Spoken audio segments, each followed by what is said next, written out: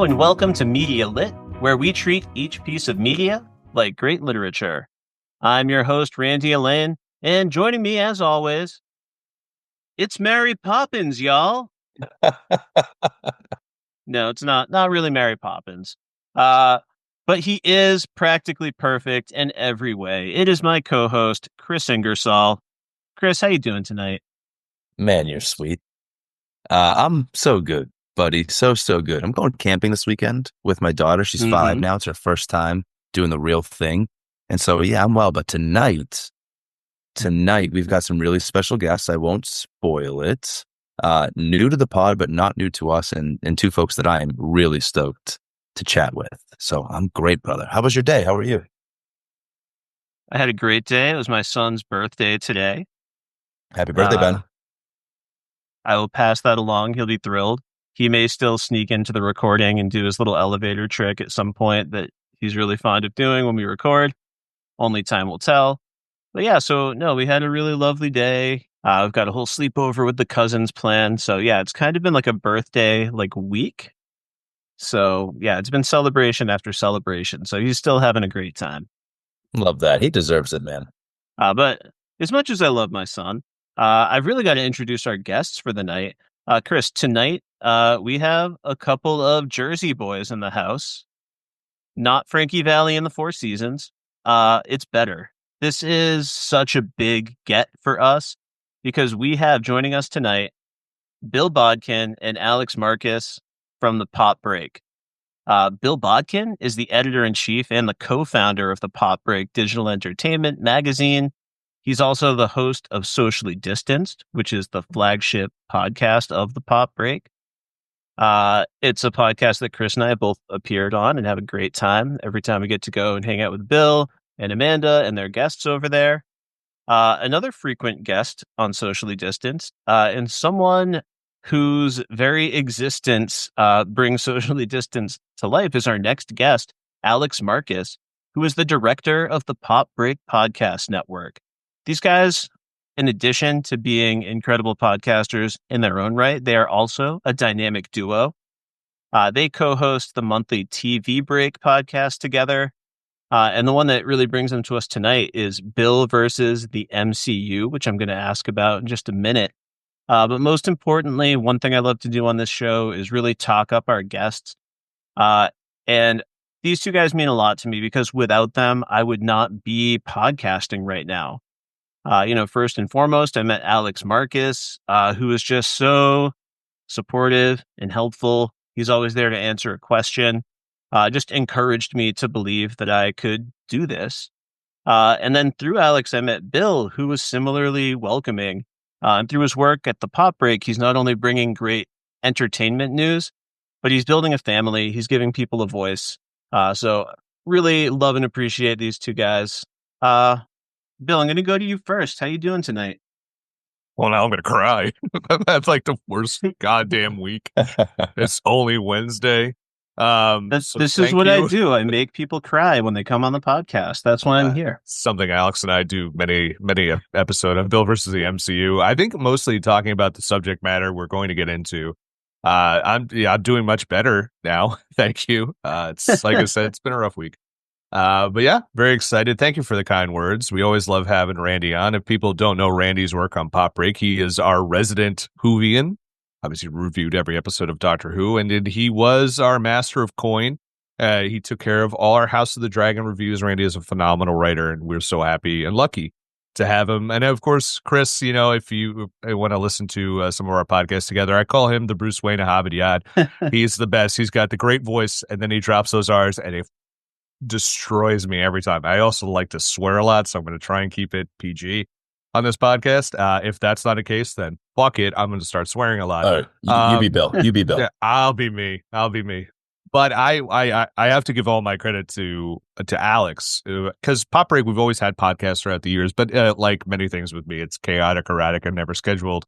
But with Alex, really brought the podcast network together during COVID. Like we had like the Breakcast, which is our catch-all. Then my friend Al Manarino is our managing editor. We started Socially Distanced, but it was really Alex who brought all the podcasts we have over on Pop Break, and there's well over 10 of them easily that have been around for years, thanks to Alex and thanks to his spreadsheets and his determination and his ability to find subject matter that people love and want to talk about. And then sometimes he talks me into watching Marvel stuff for 3 years after I was like, I don't like any of this shit. I don't want to watch it. And now I'm just like, I love everything about it. So we got to give a lot of credit to Alex for a lot of things when it comes to Pop Break and podcasting. And he's a great friend. So we know, what can I tell him? What more do you want to hear, Alex? Do I have to put you over more and say you got a hell of a haircut? I feel like this is like you guys are going to put me out to pasture. Like this is my, retirement celebration or something. Such kind words. So nice. I've loved getting to know you, Randy. It's been a shorter, but just as fulfilling, relationship with you, Kris. And I'm so excited to finally be here. We've been talking about doing this for months and we finally found a topic and a time that we could make it work. And I love that Bill gets to be here too, because you get to have a little bit of a sample of the Bill versus the MCU dynamic. So it's very fun. And yes, I love doing the Pop Break. I love building the network as we did. I'm so glad that I could help inspire Randy because he is so talented and so great at what he does. And you guys know that because you're listening. So I'm fanning myself because I'm getting emotional. No, thank you so much, Alex. If you already saw the episode, the title of this episode, and you heard my really bad Mary Poppins joke at the top, you probably know what we're talking about. But before I have Kris go into more detail, Alex and/or Bill, I was wondering if you could just tell us a little bit about specifically Bill versus the MCU. We're going to plug all your content at the end, but I think that show has a lot in common with the vibe we're going for tonight. So I'd love to hear a little more about it. yeah, so I can explain it a little bit. Of course, it is called Bill versus the MCU. Some people think that means that there's like an acrimonious relationship between Bill and the MCU, and that is not entirely the case. But what I will say is this show started way back in the winter of 2021. I sold Bill on the idea. Our first episode was January 2022 because Bill was doing a lot of work reviewing the Disney Plus episodes of Marvel shows every week and had not seen like 2/3 of Marvel. And I said, Bill, you got to catch up. You got to watch this stuff. And he was like, yeah, whatever. I'll get to it eventually. You know me. And I said, okay, well, I'm going to make a show and you're going to co-host it with me. And we're going to watch every episode of, we're going to watch every movie. We're going to watch every episode of the TV shows. And then you'll be all caught up. And so we did. And I found a way to schedule the entire, at that point, like 26 installments of the MCU into 11-month schedule, which was wild and insane, but we did it. We got through every single installment. We went to Wakanda Forever in person. We got to watch it together as our big kind of climactic conclusion of the experience. And then we recorded that like the week of release. And then I said, hey, I don't want to stop doing this. But we're all caught up. We're a rewatch podcast. We're all caught up. So what could we do? And so we decided that we would do every 6 months or so, we'll do a check-in on the MCU, review what has come out in the last few months. And in the meantime, schedule a bunch of the Marvel MCU adjacent properties that we love or have always wanted to watch and that may or may not be informing the wider multiverse saga as it was unveiling at that time. So since then, we've been we did a whole season on the first 4 seasons of Agents of S.H.I.E.L.D., we did the first set of Defenders shows leading up to the Defenders miniseries back in 2017. Minus Iron Fist season 1. We did skip Iron Fist because, as I always say, I'm kind to Bill sometimes. But he's not getting out of season 2 of Iron Fist. But we also did in our run up to the X-Men, the big Deadpool Wolverine release. We did our full X-Men franchise rewatch, including New Mutants. That was really fun and a real interesting walk down memory lane. And that's what we wrapped up last month. And now this month, we're doing our Defenders Disassembled season, which is all about the closing chapters of all of the Defenders shows on Netflix. We're doing both seasons of The Punisher because we didn't get to The Punisher last time around. And then we're doing the last season of Jessica Jones, the last season of Daredevil, the last season of Luke Cage, and yes, the last season of Iron Fist, which is better than you might think. Or at least that's what I am going to try to sell Bill on. I've heard it. I've heard that. Yeah, I'm struggling to get through Luke Cage season 2, not because of the content just because of life. But one thing, Alex, we could say is we've talked about in this podcast before. I was the original Marvel burnout kid. Right around a little bit after Guardians, I kind of just didn't love Civil War. I didn't love Age of Ultron. We had our third Spider-Man in like 7 years or something like that, which I know Alex does not want me to ever talk poorly about. Third and best. So yeah, I don't see what the complaint is. Well, I didn't know that until I watched it. But yeah, and I was just kind of like, I'm done. I'm just done. And when I went into it, it was like you could actually hear like my mental health and everything was so horrible when I started that show. I was still drinking a lot at that time. And then like you could slowly hear me getting better. Mostly you knew I was getting better because I was crying, talking about Guardians 2 a lot. And then it was like from there, I kind of like got better and got my mental health and life in check. And then it was like, started really enjoying stuff to the point where now, like every Wednesday, I stop by my local comic book store and pick up a couple issues just to read. And it's been great. And I have a lot of that thanks to Alex because, you know, people had pushed me over the years and I was the type of person, my depression was so dug in that I was like, oh, fuck you. You say it's good. I'm not going to watch it. I'm just going to be a curmudgeon because depression. But it's not that way anymore, which is great. So it's been able to discover a lot of great things and just my love of Marvel. I'm just like, oh, yeah, I remember when I was a kid, I loved this stuff. And now I can watch it at 42 with my daughter. You know, her birthday movie was The Marvels last year. So it was a lot of fun. So, yeah, it's been pretty great. And so I have Alex to thank for all that. But I'm going to crush you with my picks because my shit is going to be better. That is the good stuff. It's obvious that your passion for the MCU shines through in that show. I have enjoyed it very much. The most recent coverage of Deadpool and Wolverine, absolutely fantastic. Really enjoyed it. But thanks, tonight, we're going to get into our love for the Guardians of the Galaxy. As Bill alluded to, we'll be making some picks this evening as we build our very own Guardians Awesome Mix. Now, that's not all we'll be doing. We'll be leveraging this opportunity to pitch our very own Guardians of the Galaxy 4. So through the unveiling of our songs, we hope to also unveil more and more of our intended story and really imagine what this franchise could go on to be. Maybe we get a call. Maybe we get picked up. I don't know. Maybe there's some great ideas that get thrown out here tonight and Marvel's listening. I don't think they're going to continue the Guardians franchise, but if they did, I hope that we've got 4 great places for them to get started. I know we've had a lot of warm up here. We're getting everyone nice and emotional. I want to just hear briefly from everyone about their relationship with these Guardians movies in particular. For instance, for me, I was actually chatting with Kris off the podcast last week, and I was trying to pinpoint where my Marvel journey started. Sort of similar to Bill, I was not there from the get-go. I wasn't really sure that it was for me. I was kind of out on superhero movies, and I can't seem to remember what my first film was. But I think the first film that made me decide that I cared about the MCU was the original Guardians of the Galaxy. And I know after I saw that, I got a lot more excited. I started catching up, watching everything, including catching up on things like Agents of S.H.I.E.L.D. and whatnot. And yeah, while I love everything the MCU has to offer, this gave me a different look, a different vibe, a different feel. There was some kind of special sauce there that made it stand out. And made me see what this world was capable of. Alex, what do these Guardians of the Galaxy movies mean to you? So, like often is the case, I really enjoyed the film mostly the first time around because I felt really vindicated by it. Because I was a big Marvel fan by the time that the Guardians came around, but many people were very skeptical of this movie before it came out. They say, "Oh, who wants to watch a movie with a talking tree and a raccoon? This seems like a disaster.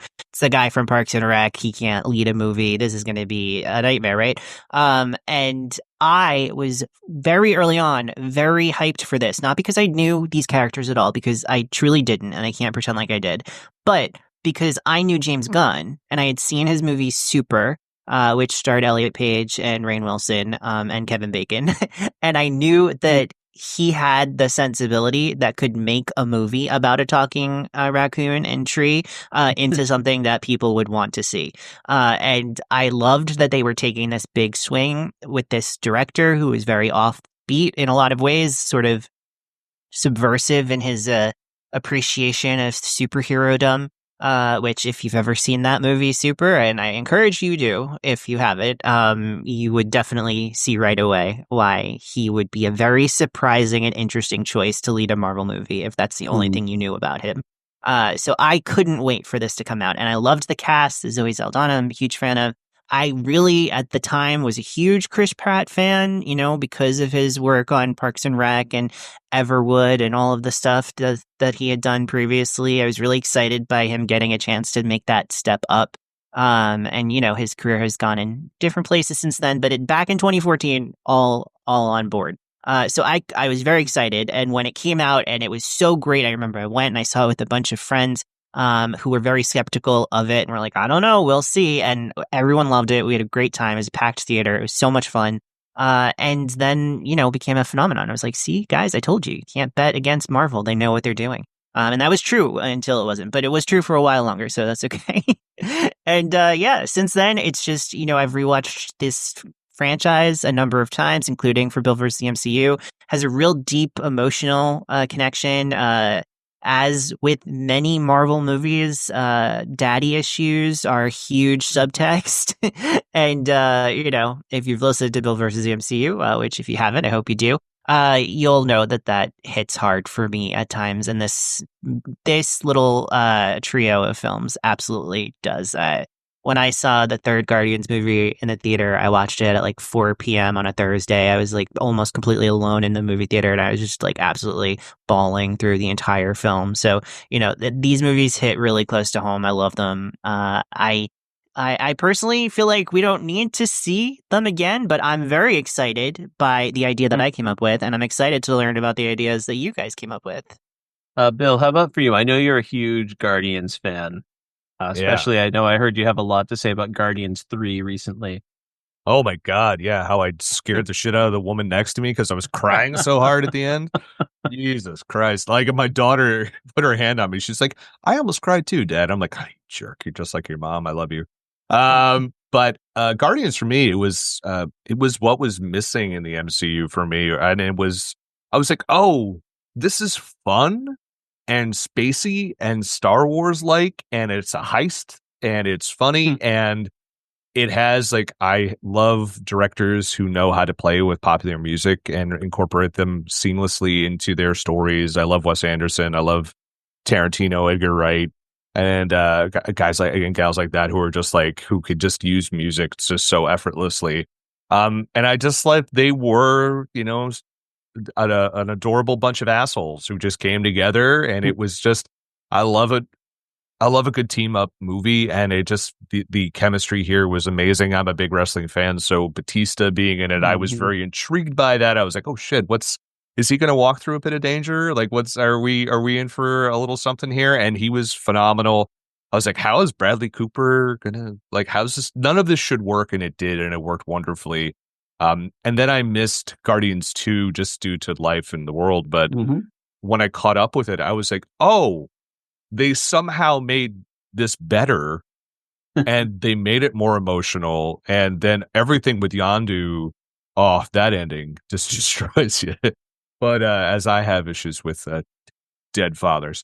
So no better or blunter way to put it. And then when we get to Guardians 3, I just think it's emotional and it's funny and it's there's always a sense of stakes there. And then in that final movie, the High Evolutionary was just, I think, one of the greatest Marvel villains to ever Marvel villain out there. That story with Rocket, which is a story I know, Alex, is very personal to you, is it really hits home. And he just knows how to hit every quadrant of film when he makes it. He knows how to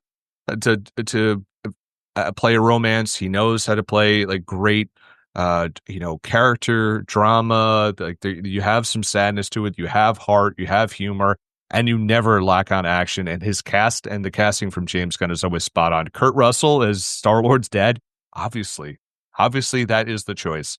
But yeah, Guardians 3 really killed me because at the end he reunites with his grandfather, and his grandfather looked exactly like my dad. So I'm just like, oh fuck, that just murdered me. But do I need to see the Guardians in further adventures? Well, we are going to get the return of Star-Lord at some point. The end credits told me that, but they also told me Hercules will be around too. We'll see about that one, guys. But we'll see. I don't think we've seen the last of some of them. And I don't know if I ever want to see him again, unless it's in animated form. I wouldn't mind an new animated Guardians series of some sort. Mm-hmm. I did love the What If with Nebula joined the Nova Corps.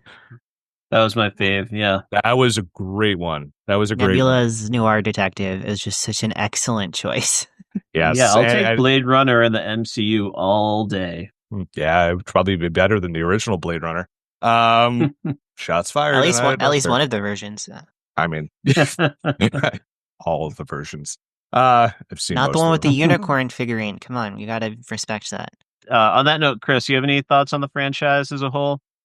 Yeah, I think I can keep it fairly brief because I experienced is pretty similar to Bill and Alex, somewhere in between, where I was a fan of the MCU. Like I was really sold by the time Guardians was coming out.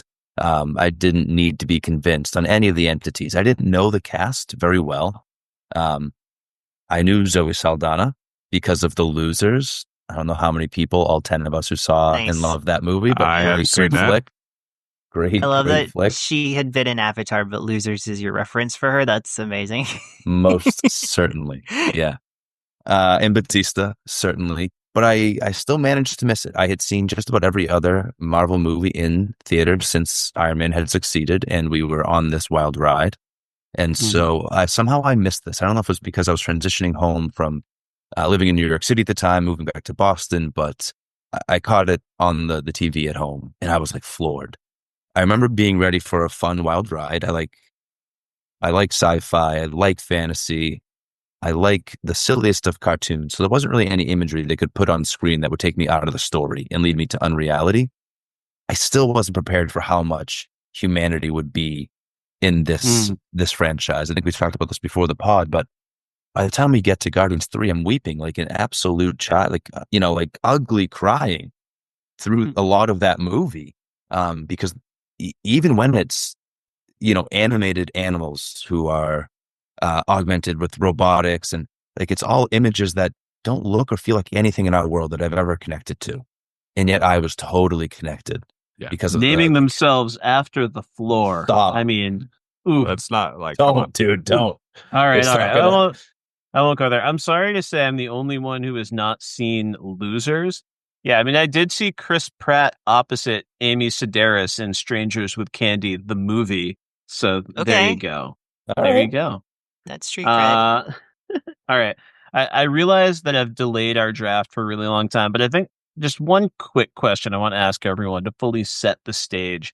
I think the 3 Guardians films are full of just memorable, awesome movie cues. There are a zillion of them that I love. I just wanted to ask everyone to share just one of your favorites. You don't even have to commit to it being your very favorite. But Bill, I'll go to you first. What's one of your favorite music cues from any of those 3 films? I mean, I popped really huge for, being from New Jersey, Badlands being used in the end credits, because it's like I'm just like, man, they've never used Springsteen before. Then all of a sudden it's like Badlands. I'm like, oh shit, they did it as tears are coming down my face during the whole thing. Yeah, I'd have to say that one popped me pretty hard. But also Cherry Bomb. Cherry Bomb, I think, is one of the most iconic ones from those films. Sure. Kris, do you have a favorite music cue, music needle drop, I should say, from the films? Yeah, it's not even close to my favorite song that they used throughout the franchise. But when Baby Groot is dancing through the action sequence to Mr. Blue Sky, it's like a perfect Guardians moment. That franchise is having so much fun in that sequence, and so it's like that perfect use of needle drop alongside in-universe action. Alex, do you have a favorite needle drop? I forget the name of the song, which is totally on brand for me. But it's the opening of the movie, right, where you get the really dramatic, like, oh no, like Peter's a little kid and he's like protecting frogs, but then his mom dies and it's horrible and he gets kidnapped by aliens. You're like, what the fuck? And then it just like vibe shift immediately to it's like we think that we're watching like a serious like Indiana Jones in space sort of thing, and then suddenly we get the kind of super irreverent musical choice, and he's like picking up the frogs and singing into their faces and dancing and everything, and it's just a total like that like 6 minutes of movie is just a total calling card for everything that James Gunn is asking you for as an audience member. It's what he is promising to deliver. It's this whole kind of like we're gonna go super deep into the family trauma, and then we're also gonna be super like irreverent and silly and fun, and we're gonna give you all of it, and you gotta hang with us to go along for the ride. Beautiful Come and stuff. Get Your Love by Redbone. Yes. Thank you. Also, Randy put it in the notes. That's how I remember the name too. Yeah, I was gonna say you snuck two of them in there because I did a rewatch of all three films for the first time in a while, and I thought "Come and Get Your Love" was the first song that you hear, but it's actually "I'm Not in Love" by 10cc during that opening heartbreaking sequence.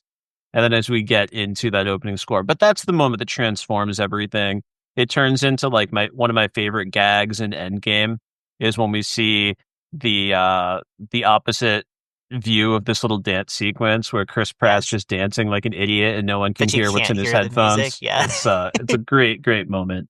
And Rhodey just goes, "Oh, so he's a moron." And Nebula's like, "Yep." Oh, Nebula. We could just do a whole show about her.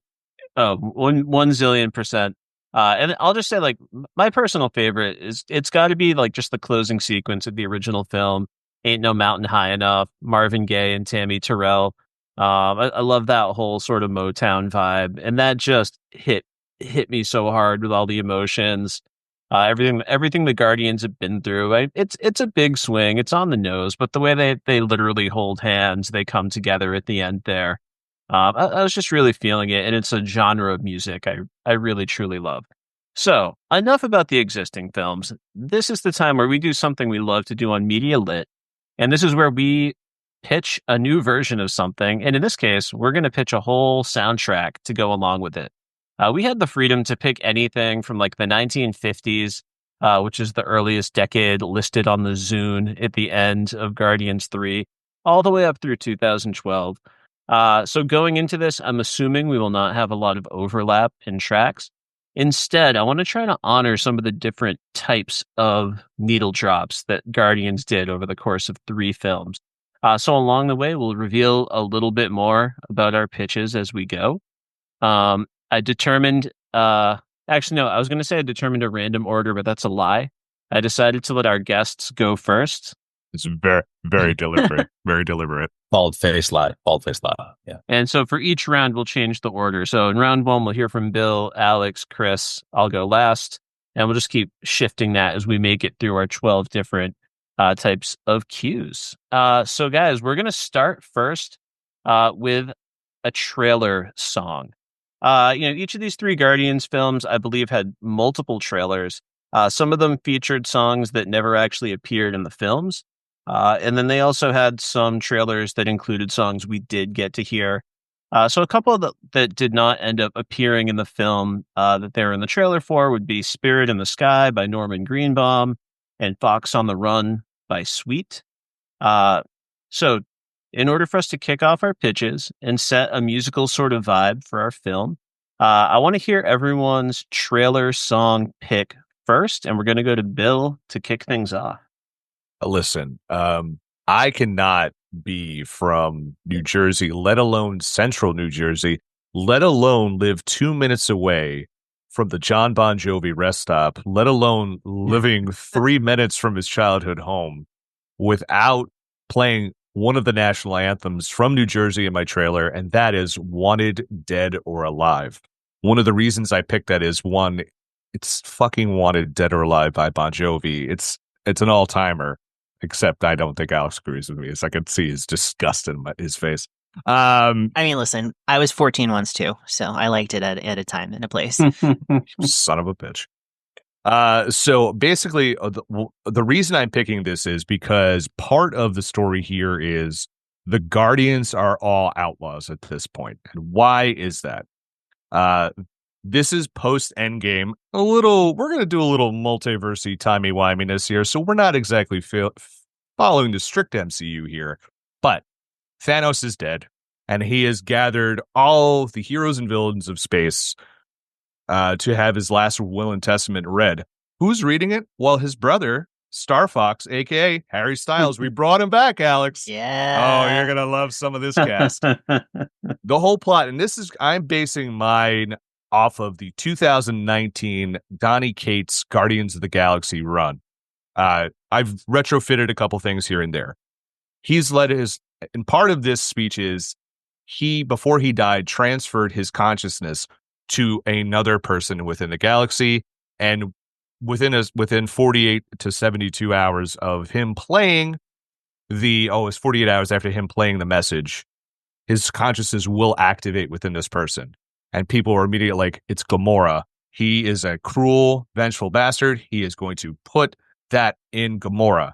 And of course, he sets the entire galaxy against Gamora, and it's up to the Guardians to try and protect her.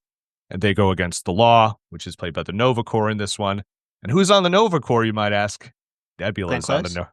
Oh, okay. Oh, Glenn Close is in there. Maybe Terry Crews. But also we have Nebula as part of this.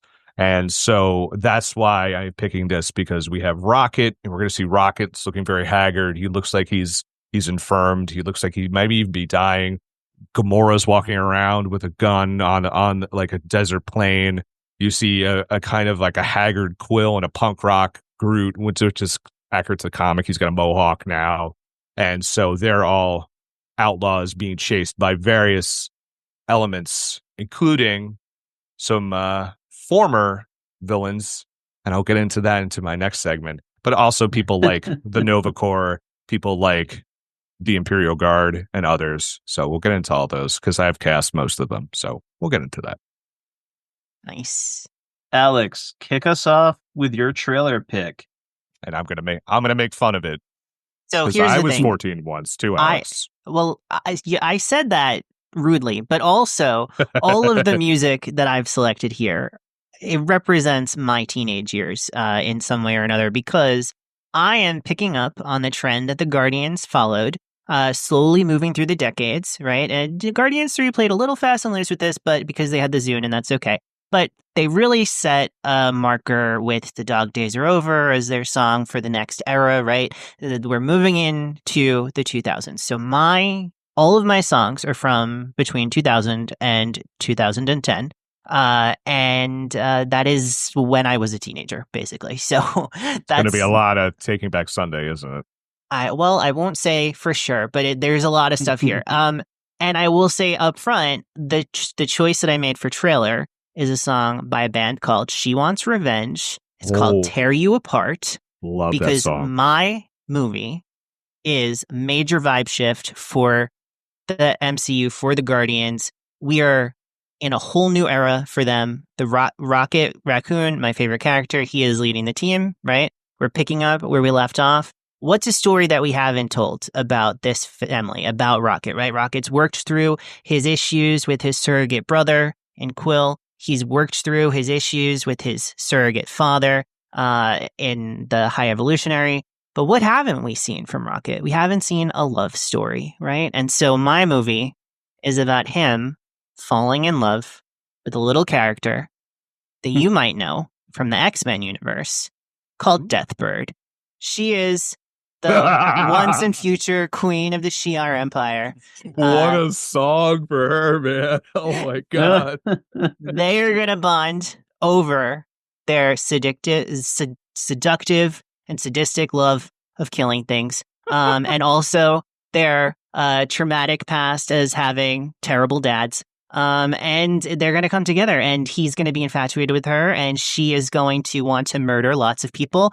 And so what better than to have a song like Tear You Apart, which is like crazy, sexy, cool, really kind of like edgy for MCU, even though not really that edgy. And also it's all about that sort of like just feeling totally infatuated, and that infatuation just overtaking you and like possessing you. And that's what I want the tone to be. And when you watch that trailer, you're going to be like, whoa, this is a different types of Guardians movie.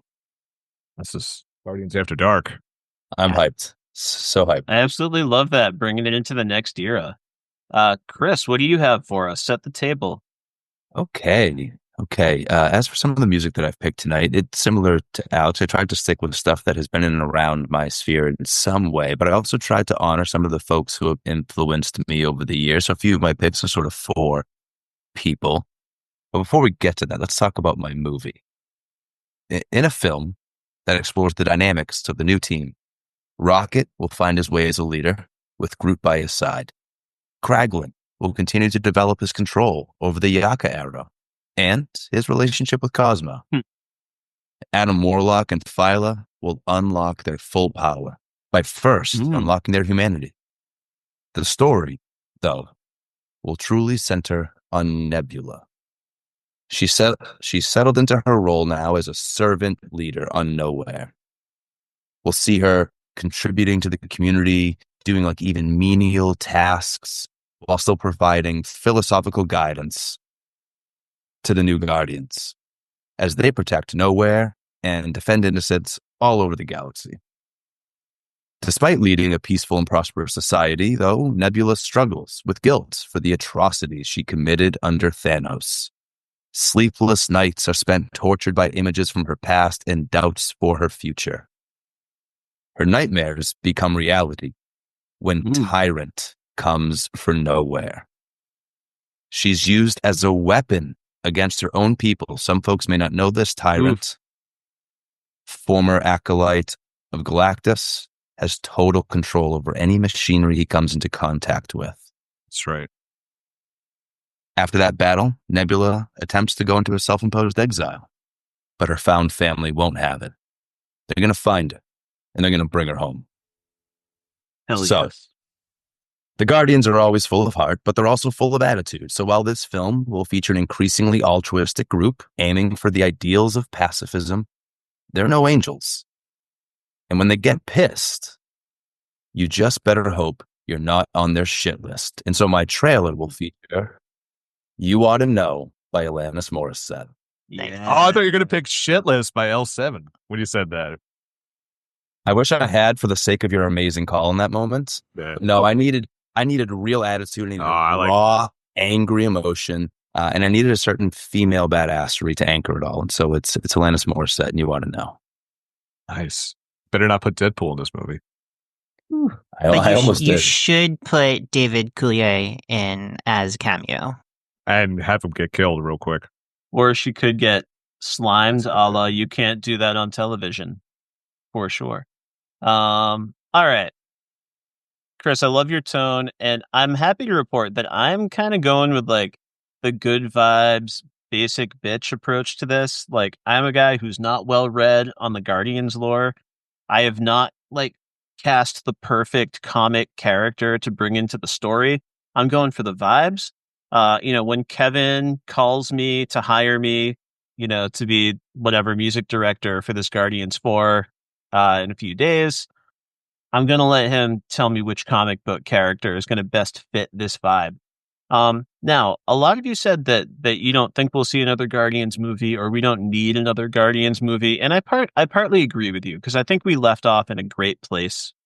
I could live with the Guardians stopping where it stopped, but there's so many characters I love, especially Rocket is someone I'd love to see again, etc. And while I am not charmed by Chris Pratt and the way I was in 2014, I still do find myself interested in Star-Lord and Gamora. So I'm really going to focus this on their story. Now, we had a romance between a Star-Lord and a Gamora, and she died.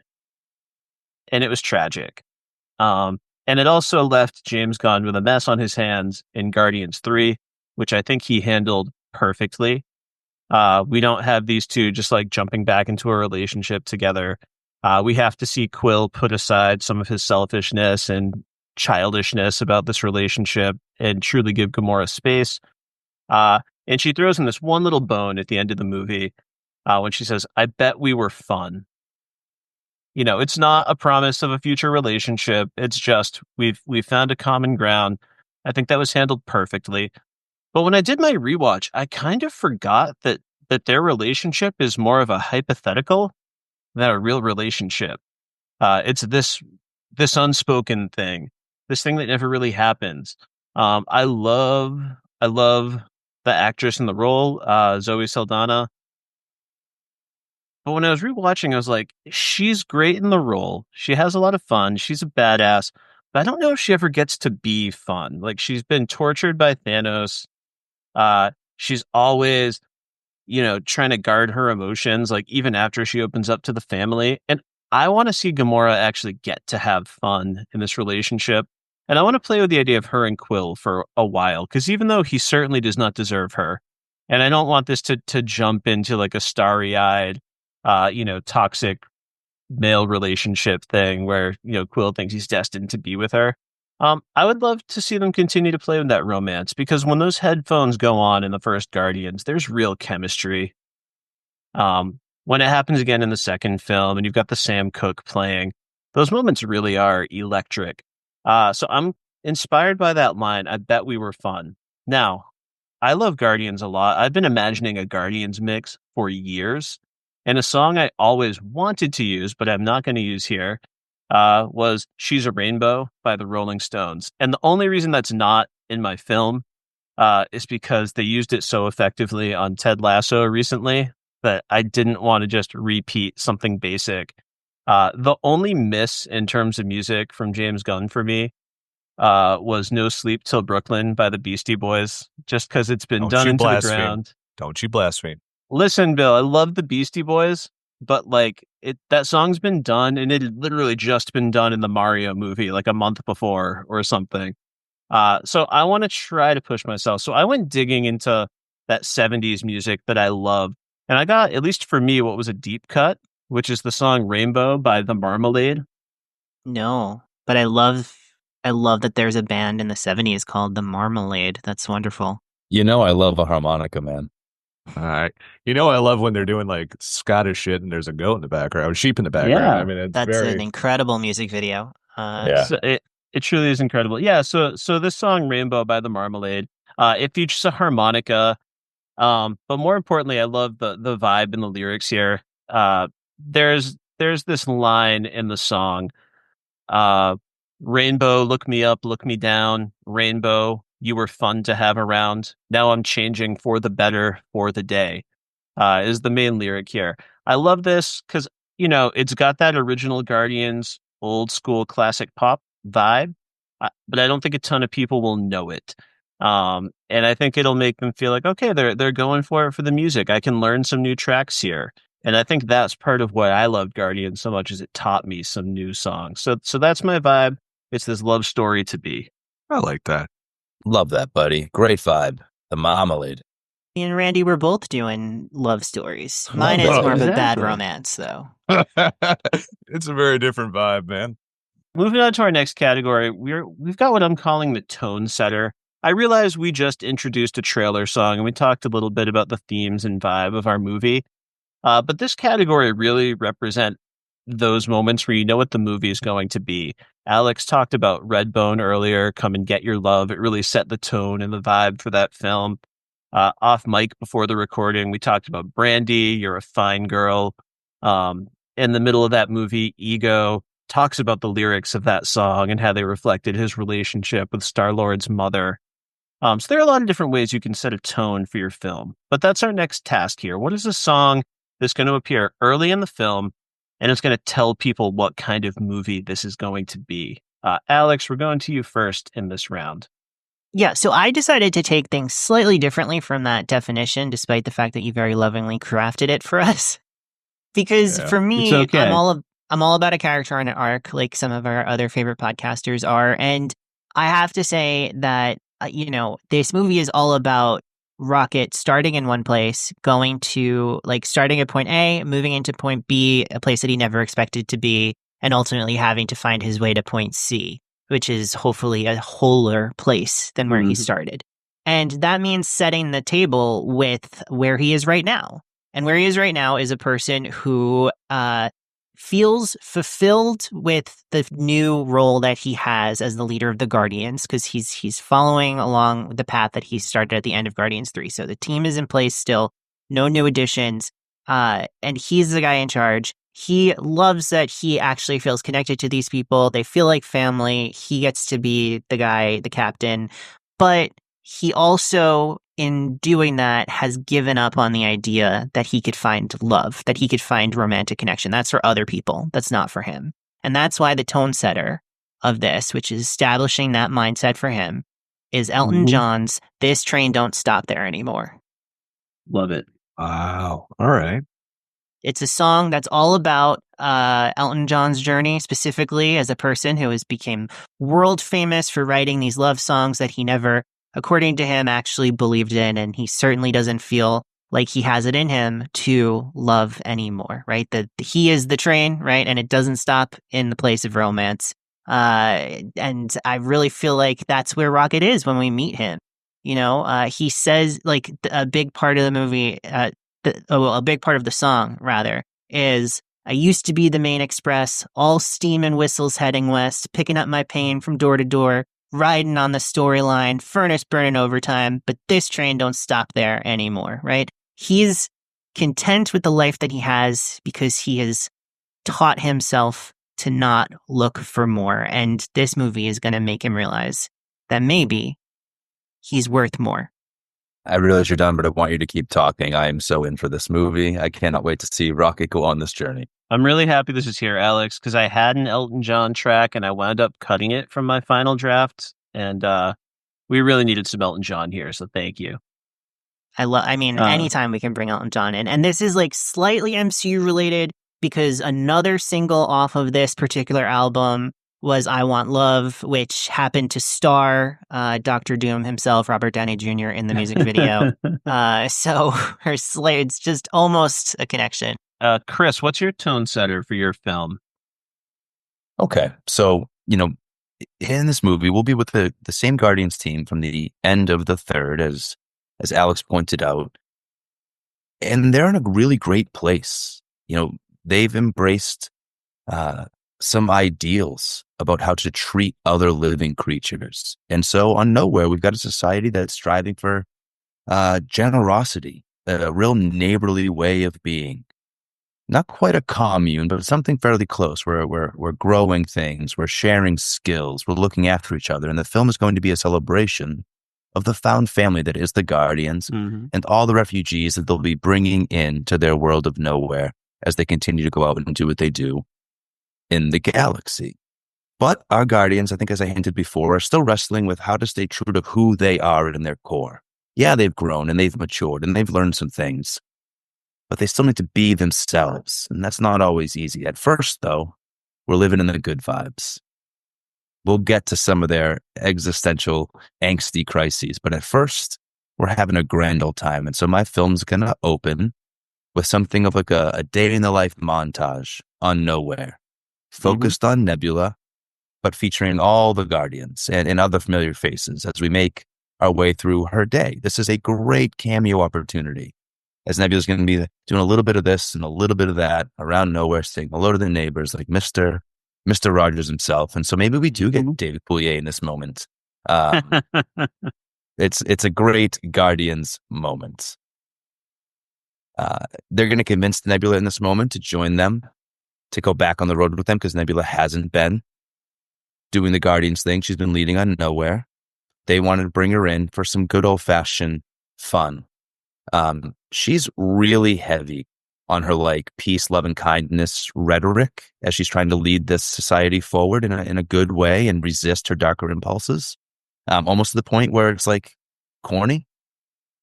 But they sell her on the idea of going out and kicking some galactic fascists right in the ass and freeing some folks. So that whole sequence is going to be backed up by What I Got by Sublime. Oh, I thought you were going to say, what's so funny about Peace, Love, and Understanding? No. What I Got by Sublime. Better choice, by the way. Yeah, it's loving, baby. Despite all the other stuff that they may be experiencing or going through, or the wacky shit you'll see on Nowhere, it's all undergirded by love. This was a song that, believe it or not, was introduced to me by my dad when I was a kid. My That's father, awesome. all right, I'm 36 years old. My dad's only 50. He'll be 58 in September. Um, so I pretty cool parents. My parents had good music taste when I was young because they were still fairly young. I remember this album. I was allowed to listen to some of the music. I was not allowed to actually hold the CD case and look at any of the album artwork. Nope. That was the line that was drawn. So this song is a bit of a pick for my dad and that influence, but also just, I think, a great vibe for our fun guardians. So they didn't let you listen to Caress Me Down? I was allowed to listen to Crust Me Oh, Down. I okay. think they trusted that enough of it was out of context at 8 years old. Not as much as they might have thought.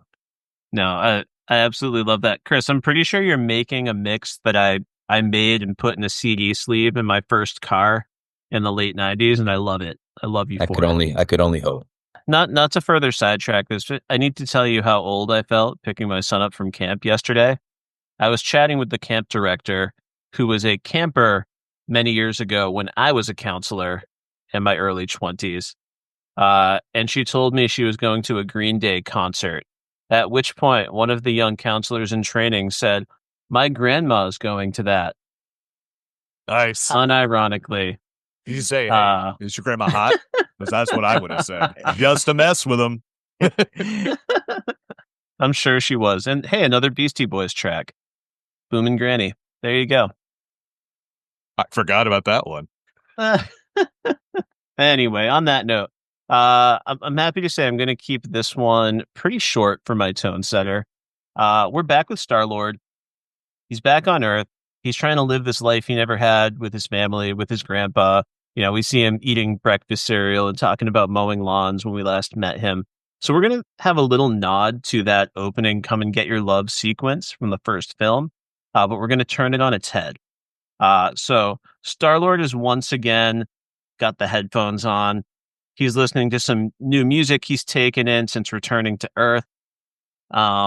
He pops on those headphones, and I'm not exactly sure what he's doing yet. In my mind, he's like a postal worker or maybe a landscaper or something like that.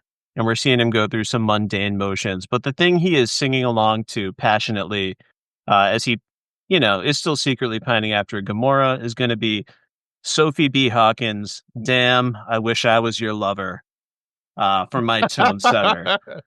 And for whatever reason, this was the very first idea I had, was just Chris Pratt rocking out to this song as like a postal worker or a landscaper. And that's where we meet up with Star-Lord once again. It is very funny. I do like this pick a lot because you could just see him do like, the Deadpool, like that. Yeah, that's a good one. Thank you all for humoring me. That's my pick. Bill, what's your tone setter? Yeah, it's nothing like what you guys have picked. So my tone setter, it's not really, it's setting this air of mystery. It's setting so what's going to be playing during, like I said, like they're reading the last will and testament of Thanos. So what's happening is we're having all these intergalactic characters coming onto the ship where Arrow/Star Fox is. What's going to happen is you're going to see like the Starjammers. You're going to see cameos from the original Guardians of the Galaxy, Ravagers, Kree, Skrulls. Sorry, guys. Skrulls are coming back for a minute here. Howard the Duck, and that's in the comic, Alex. Cosmo, Beta Ray Bill. You're going to see Beta Ray Bill. Gaia? Is Gaia invited to the will reading? Yes, she is, because she is the Super Skrull. And then we're also going to get people like, give me 1 second. So we're going to get Beta Ray Bill, who, if you don't know him, he is basically a version of Thor, but it's almost like people call him Horse Thor because he has a horse face. That's going to be played by one of my favorite actors and someone Alex interviewed for the popbreak.com, Christoph Hilju, who you might know as Tormund from Game of Thrones, because he's like Thor, but he's got a bit of a sense of humor to him.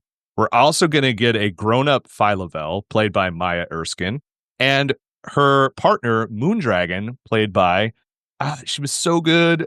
They were so good, bald in Deadpool and Wolverine. So I'm going to bring Emma Corrin back to play Moondragon. We also have cameos from Adam Warlock, Will Poulter, members of the Black Guard, which is Lalandra's group, members of the Nova Corps, including potentially Nova Prime, Terry Crews. I actually want to use Terry Crews because he's actually in the ride. So that's to pop some of the fans there. And then we're also going to get Nebula, her partner in the Nova Corps, Richard Rider, aka Nova, played by Taron Egerton.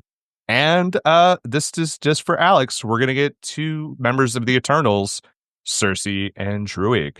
They are replacing some other Nice. characters that, like Cosmic Ghost Rider, who is really Frank Castle.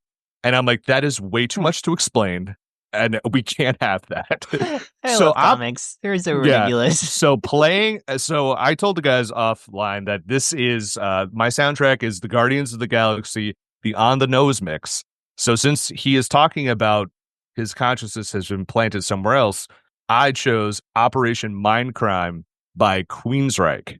And so what this song is very big and dramatic, and it's very set in a futuristic world, and it's building this tension, and it's very heavy, and we're seeing all of these characters who are mortal enemies looking at each other. The tension is just building and building. People are hiding weapons and coming on, all while Harry Styles and Pip the Troll, as played by Patton Oswalt, well, voiced by Patton Oswalt, are all on to the crowd. And I think that would be really cool. And it is a mind crime that's going to be happening. Spoiler alert. So I want it to be very on the nose. And you just keep hearing Operation Mind Crime by Jeff Tate just screaming in the background. It's going to be awesome. And it's really setting a very tense mood, because this is a combustible element that is coming together. And if something goes wrong, all hell's going to break loose. And maybe it does. Oh, yeah. That sounds like a song that I absolutely could imagine being in a Guardians movie. So, well done. Yeah. And this is all from, minus a couple character adjustments, this is all pretty much the comic book. This is what's happening right now. Sweet. Are you saying Druig didn't get invited to the will reading? Cersei and Druig are replacing a couple characters, Wraith and, like I said, Cosmic Ghost Rider, because I'm like, these don't make sense. So I'm just going to just push them to the side. It's a good call. Yeah. Also, Silver Surfer's in it, and I'm like, I can't introduce Silver Surfer. So I'm introducing, even though he's in the comic series, Nova will be in this. So thank you. You're welcome, everybody. But that's actually kind of perfect, because then it would make another movie in the MCU that the fans are convinced Silver Surfer will appear, and then he doesn't. He has one of the best lines in the entire comic, but I'm giving it to someone else. So it makes more sense. No, that's beautiful stuff. I love that you brought in my 2 favorite Eternals from that film. It's a great choice. The 2 most bankable Eternals, probably. Mm-hmm. That's it. Mm-hmm. Yeah, you got to have Barry Keoghan back. Come on. Yeah, I can't say no to him. And I obviously would have one of the random characters played by Sabrina Carpenter, because you got to pop the fans. Yeah, absolutely. They're dating, for everyone who doesn't know. So yes, yeah. Let's see if they make it a year. Will you also bring in her co-star from Milo Murphy's Law, Weird Al Yankovic? I mean, if I was going to, I'd have to have a whole movie dedicated towards them. But, you know. Fair. All right. With 2 categories down, I think we've got 4 really different movies coming together. They're 4 movies I would go and see. And this is exactly what I was hoping we'd get from this exercise. So I could not be happier. All right. So our next category of song is what I've dubbed a cruising through space type song. This is a track that's usually playing mostly in the background. It's just a vibe setter as we kind of set the scene on the ship. It's traditionally been kind of a classic rock or pop sort of tune, but of course we're moving into a new era, so we could get just about anything here. Some notable examples from the films would be Go All the Way by the Raspberries, Lakeshore Drive by Aliana Haynes, and Since You've Been Gone by Rainbow. Are both songs that just kind of popped in, largely in the background. Kris, you are kicking us off this time around. Okay. So I know I mentioned earlier that Titan would be featured in this story. However, that's not the big bad of the film. That's going to be a brief moment, because Galactus is going to come and pull them back away before they can do any real damage, because they've gone rogue. Mm-hmm. My film is actually quite concerned with the Shi'ar Empire and their galactic fascism. Yeah, right, so we're gonna be drawing contrast between their absolute fascism and their professed perfection and Actually, what Mike I'm Touch looking said that for. too. While the Guardians are striving for a more real kind of inward perfection in their society, right? That's the contrast we'll hope to draw by pitting them against each other. So first, we're on our way to take out a Shi'ar outpost and free some refugees there. We're going to bring them back to nowhere with us, but on the way to what will be our big moment with the Shi'ar, we're just going to see glimpses of them taking out a few other outposts and just be a graphic that showed us the Guardians on their ship booping over to this dot on the graphic map and booping over to that dot on the graphic map. We know they're taking out Shi'ar outposts. But what you'll see in between the boops, you'll see them on the ship hanging out. You'll see them adding refugees to the ship with them as they go along, while What's Golden by the Jurassic 5 plays in the background. Yes, I love the Jurassic 5. Jurassic 5, such a great absolutely song. Great vibes all the way through. And you don't get a lot of like hip hop influenced music anywhere in the Guardians franchise. And so I wanted to include something that at least trends in that direction. And so yeah, we've got What's Golden here with a great beat. Oh, love it Absolutely. so much. All right, I guess that brings us to my pick for Cruising Space. As you can tell, I'm really trying to mimic and mirror a lot of what happened in some of the original 3 films. So I went with like just my most straightforward sort of classic rock song here. I'm going to go with Stay With Me by the Faces, which is just a great, like, guitar heavy sort of rock song. It's exactly the kind of thing that you might hear on the ship. I was trying to look up where else this song has been used, and I had no recollection of this, but it's like last used in the end credits of The Wedding Crashers or something like that. Although I did find there was actually a really cool Mary J. Blige cover of this song for the Umbrella Academy. Oh, wow. And That's like 2019, which was also really cool. But for the sake of my 70s vibe, I'm going to stick with the original here. Although we will get some cover songs before all is said and done. The last thing I want to say about it, though, is we're going to have a little bit of a fake out moment. You're expecting to land on the Bowie or whatever craft the Guardians are using these days, whatever craft Rocket is flying around. But it turns out we're actually landing on Gamora's Ravager ship. And while the Guardians went their separate ways, they have been keeping in touch, sharing music mixes because they bonded over music. It's something that ties them together. And no one was more instantly moved by the music than Gamora in those original films. It's easy to forget because she doesn't get a lot of time to talk about it or zero in on it. But we're going to get the reveal that like she's like the one running that good time on her ship with her Ravager crew. That's going to be a nice way to introduce us to her. So there you go. That is my Cruising Space track. Love that for Gamora, man. That's a great pull for her character. Yeah. Thank you. Bill, what's your Cruising Space music? Well, I've got a punk rock group with a mohawk. So I decided to go with one that's like kind of got that punk rock energy, but it kind of has a chill vibe to it. So I went full on Krishnacore with this one. Yeah. And you're like, what the hell is that? It's, yes, as you think, Hari Krishnacore. So these dudes were Hari Krishnas, and it's a band called Shelter from the mid 90s. And they have a song called Here We Go. And it starts out very like, and then it starts like kind of ramping up to Here We Go again. That's like a gang chorus.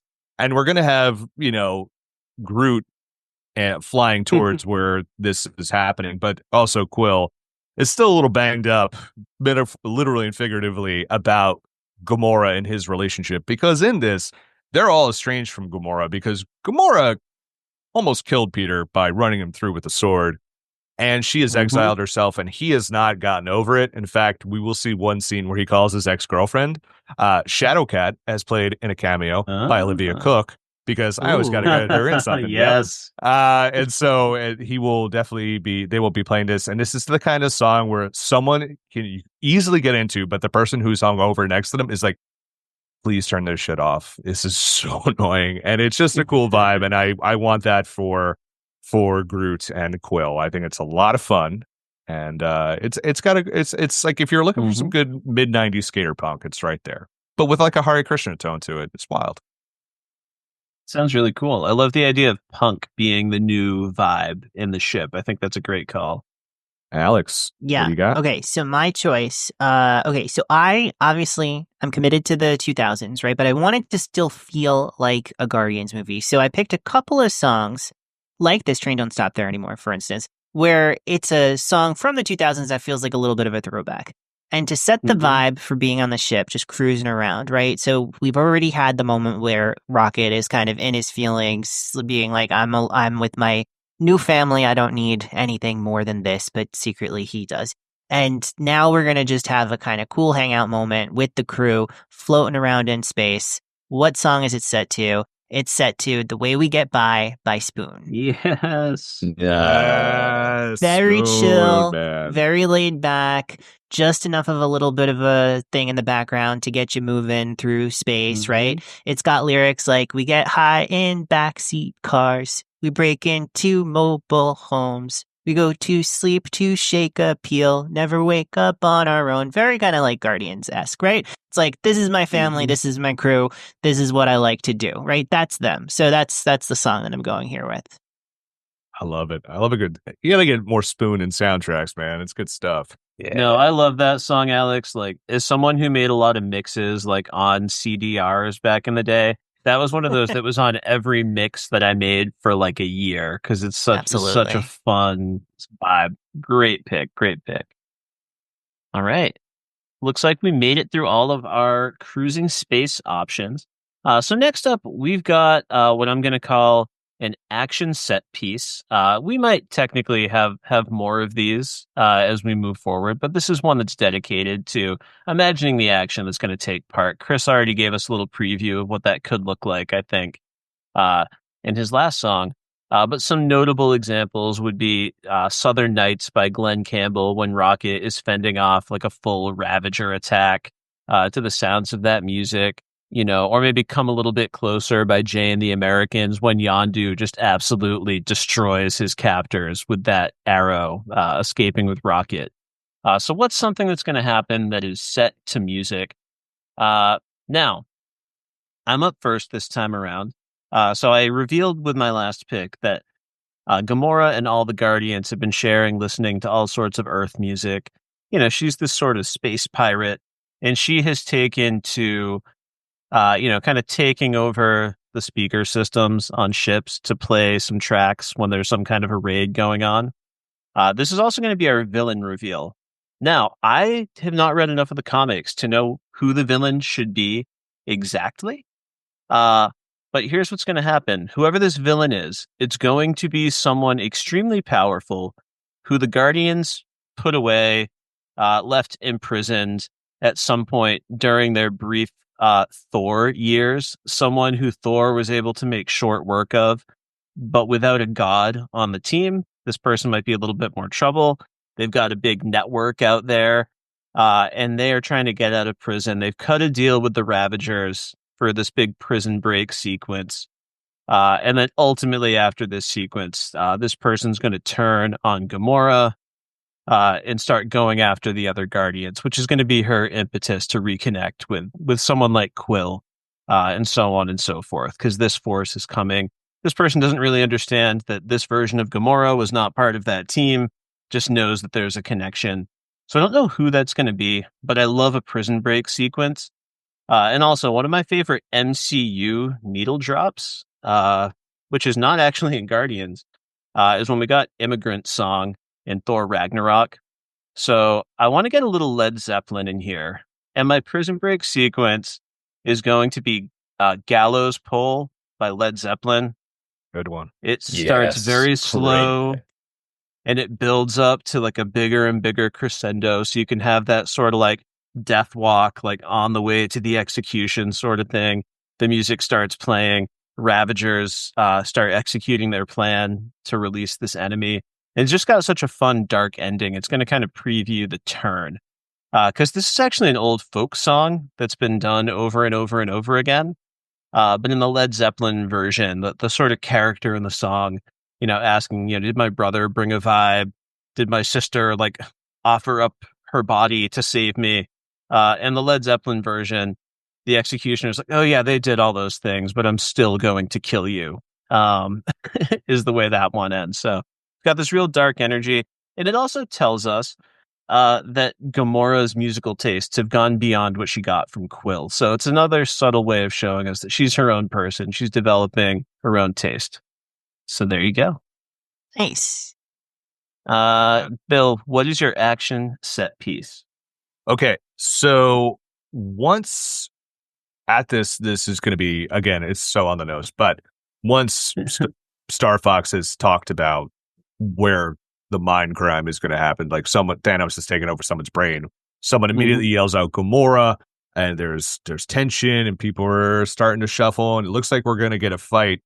But what happens is there's a hole blown into the side of the ship, and what comes through. It starts out with a song called Light Comes Out of Black by Rob Halford. Who is the original lead singer of Judas Priest. It's also found out in the Buffy the Vampire Slayer soundtrack, the Christy Swanson version. So I'm dating myself by talking about that. And it starts out, it's like, dun, dun, dun, dun, dun, dun, dun, dun, and it's like this thunderous cavern of sound.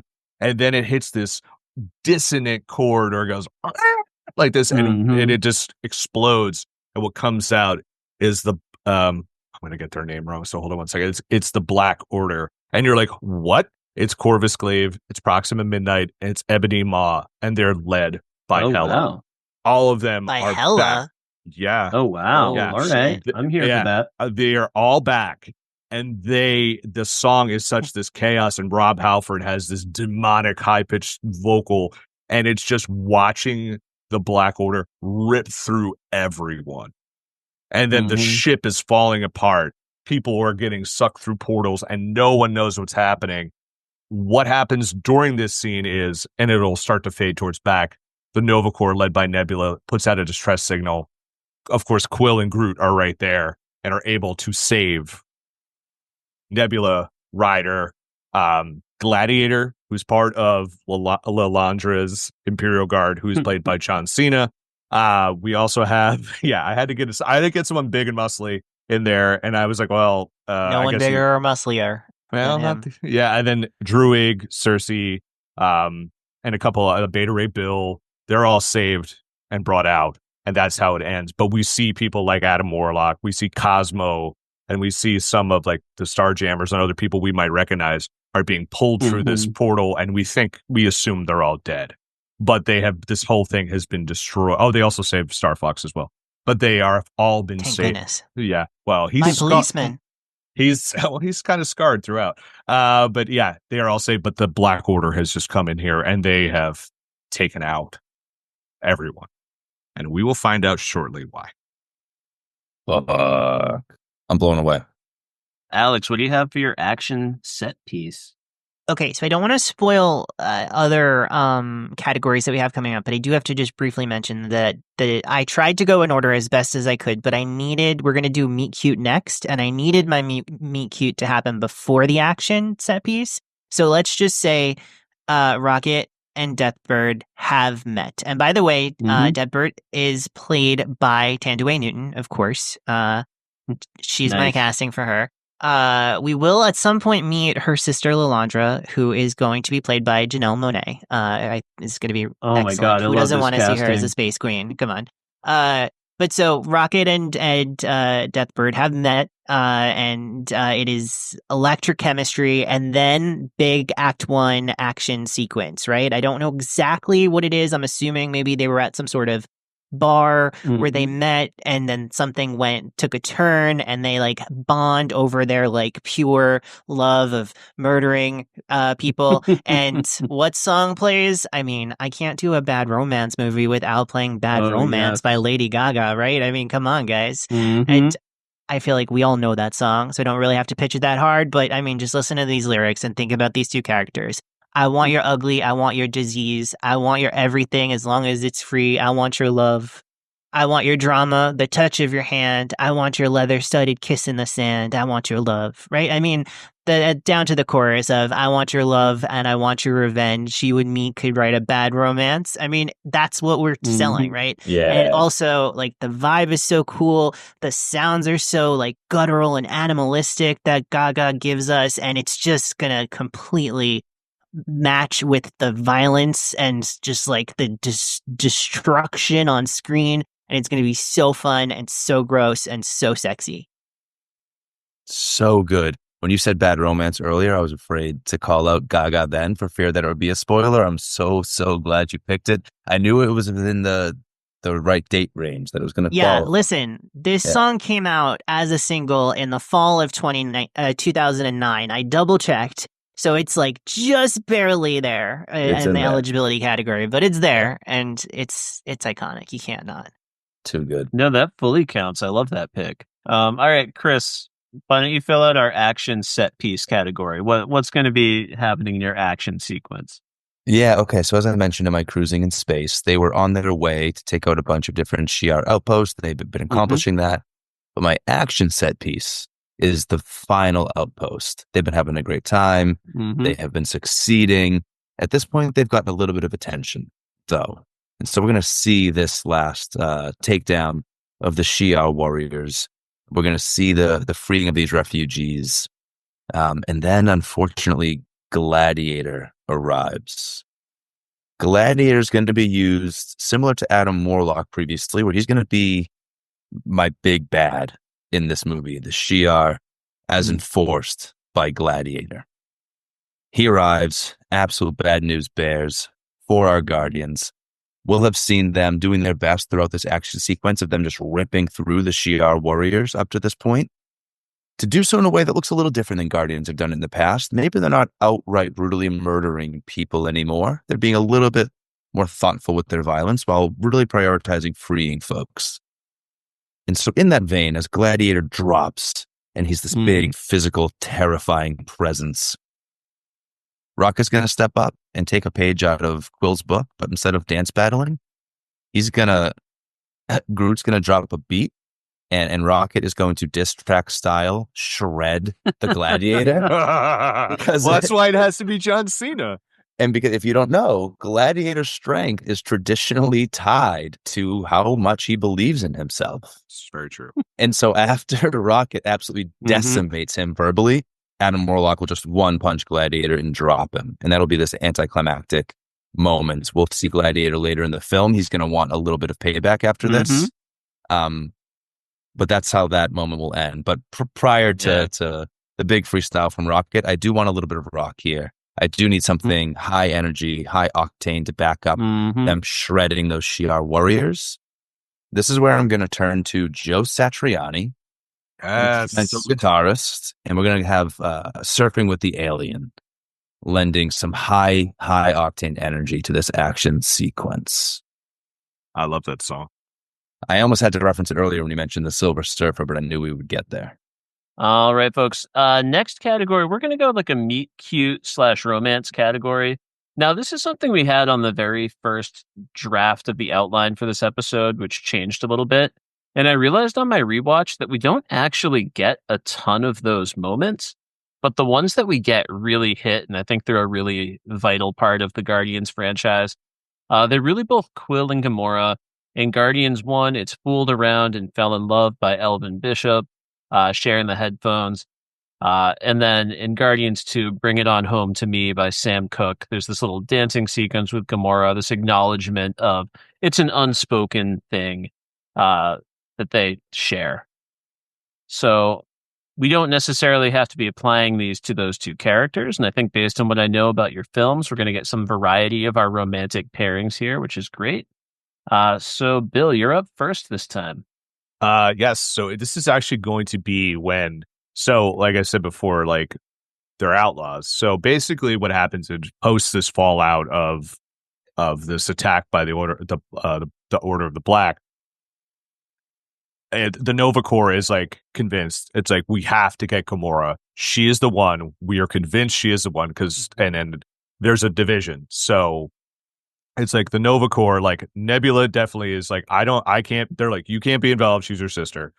But she's like, she basically plants Nova there, Richard Rider, to be like her proxy. It's Gladiator again, and it's our two Eternals and the Nova Corps are going to go after Gamora. And basically, Nebula is able to buy some time for Quill, Moondragon, Phyla-Vell, and Groot to bug out and to go find Gamora. So it's like this big race to find her. She is on this planet, and Quill is really broken up at this because he still had the wounds, literally and figuratively, are still fresh from almost being killed by her. He's definitely got a drinking problem because of it. And when they get to this planet, she's takes crack shots at them like from this hill because she's guarding something, which we haven't found out who is she guarding. And so, but when he sees her, the song "Sick of Myself" by Matthew Sweet plays, and it's very, very much on point for Peter because he's like, it says, the lyrics are, "You don't know how much you move me, deconstruct and consume me. I'm all used up. I'm out of luck. I am starstruck by something in your eyes that is keeping my hope alive. But I'm sick of myself when I look at you. Something is beautiful and true. In a world that's ugly and a lie, it's hard to even want to try. And baby, I'm beginning to think, baby, you don't know." And it's like so on the nose about how he really hates the fact that he is like, I almost picked "Hate Everything About You" by Ugly Kid Joe, but I'm like, that is so on the nose. But he's still in love with her. He still just is like, I hate myself for doing this because it's just like, I know this is wrong. This is going to go terribly for me, but this is my soulmate. And I can't deny it. And I think that works, especially since the first thing she does is shoot at him and almost kill him. Nice. It's perfect. It's a perfect choice for that setup. Yeah, I love that vibe. Alex, what's your meet cute or romance track? Okay, so as I said, we've started out. The only songs that we've heard so far are these sort of like somewhat retro sounding songs from the 2000s, right? This Elton John song is very classic pop from 70s inspired, right? The Spoon song has a really cool like early 70s vibe to it, right? And then we get into the meet cute, and this is where Rocket meets Deathbird for the first time. They're in some sort of space bar of a kind, sort of really seedy, not cool, super cool kind of deal, right? And he spots her from across the bar, and we hear total vibe shift, "Gimme More" by Britney Spears. That's what we hear. That's her song introducing this song. I will stand up for as a super sexy song. I don't care what anybody says. And this song is going to be like the way that he's like, whoa, who is this lady? I need to know more about her. I laughed, okay, obviously, but I love this pick because it's just like, I want to see the Rocket reaction to a Britney Spears song. You got it. So it's you gotta great. you gotta play it a little bit of it because it's a great song. It's from her like Blackout era. It's album that really won a lot of people over for her. They realized that she had something more than just this sweet teen pop beat move. You know, the lyrics, we got center of attention, even when we're up against the wall. You got me in a crazy position. If you're on a mission, you got my permission, right? Like it's cool, it's sexy, it's fun. Like every Britney Spears song, she's singing about dancing, but she's really singing about fucking, and that's what they're feeling as they're meeting for the first time. Alex, I do have a question. Is Nebula in your movie? So she is, but because she's not part of... I want to see her judgmentally look at him during this No, whole so time. she's not part of the Guardians Also anymore. dancing. So she pops up towards the end to give him a little bit of counsel, right? Because they have that bond. But she's not here now to see this because she wouldn't put up with it. Or she would be dancing very weirdly in the background.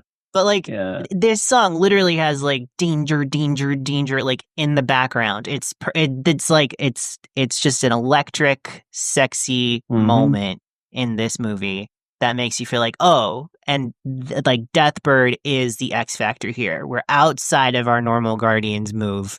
We're doing something super different.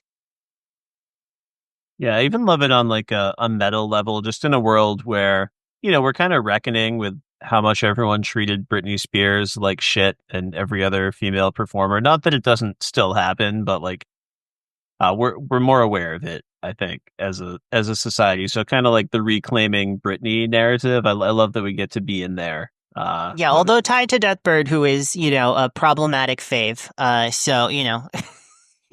Fair. Britney Spears and I share born the same day, same year. Oh, Love it. love that for you. I do. I mean, I do too. Aaron Rodgers is also born that day. Different year. Don't love it for me. Don't love it for me at all. That's a less good comp. That's good. Celine Dion, my birthday. So that's a good one. That's a good one. Love it. You guys are very similar. And Eric Clapton, which is not as good. So see, Not we're as- both not right as there. good. Not as good. Not as good. Not at No. all. Not at all. So, Kris, I'm especially excited to hear from you in this category because when I first sent you a draft of this idea and I asked you, what was missing, you were the one who told me I was missing like the meet cute romance category. And you were so correct to say that. So what did you end up landing with on your mix?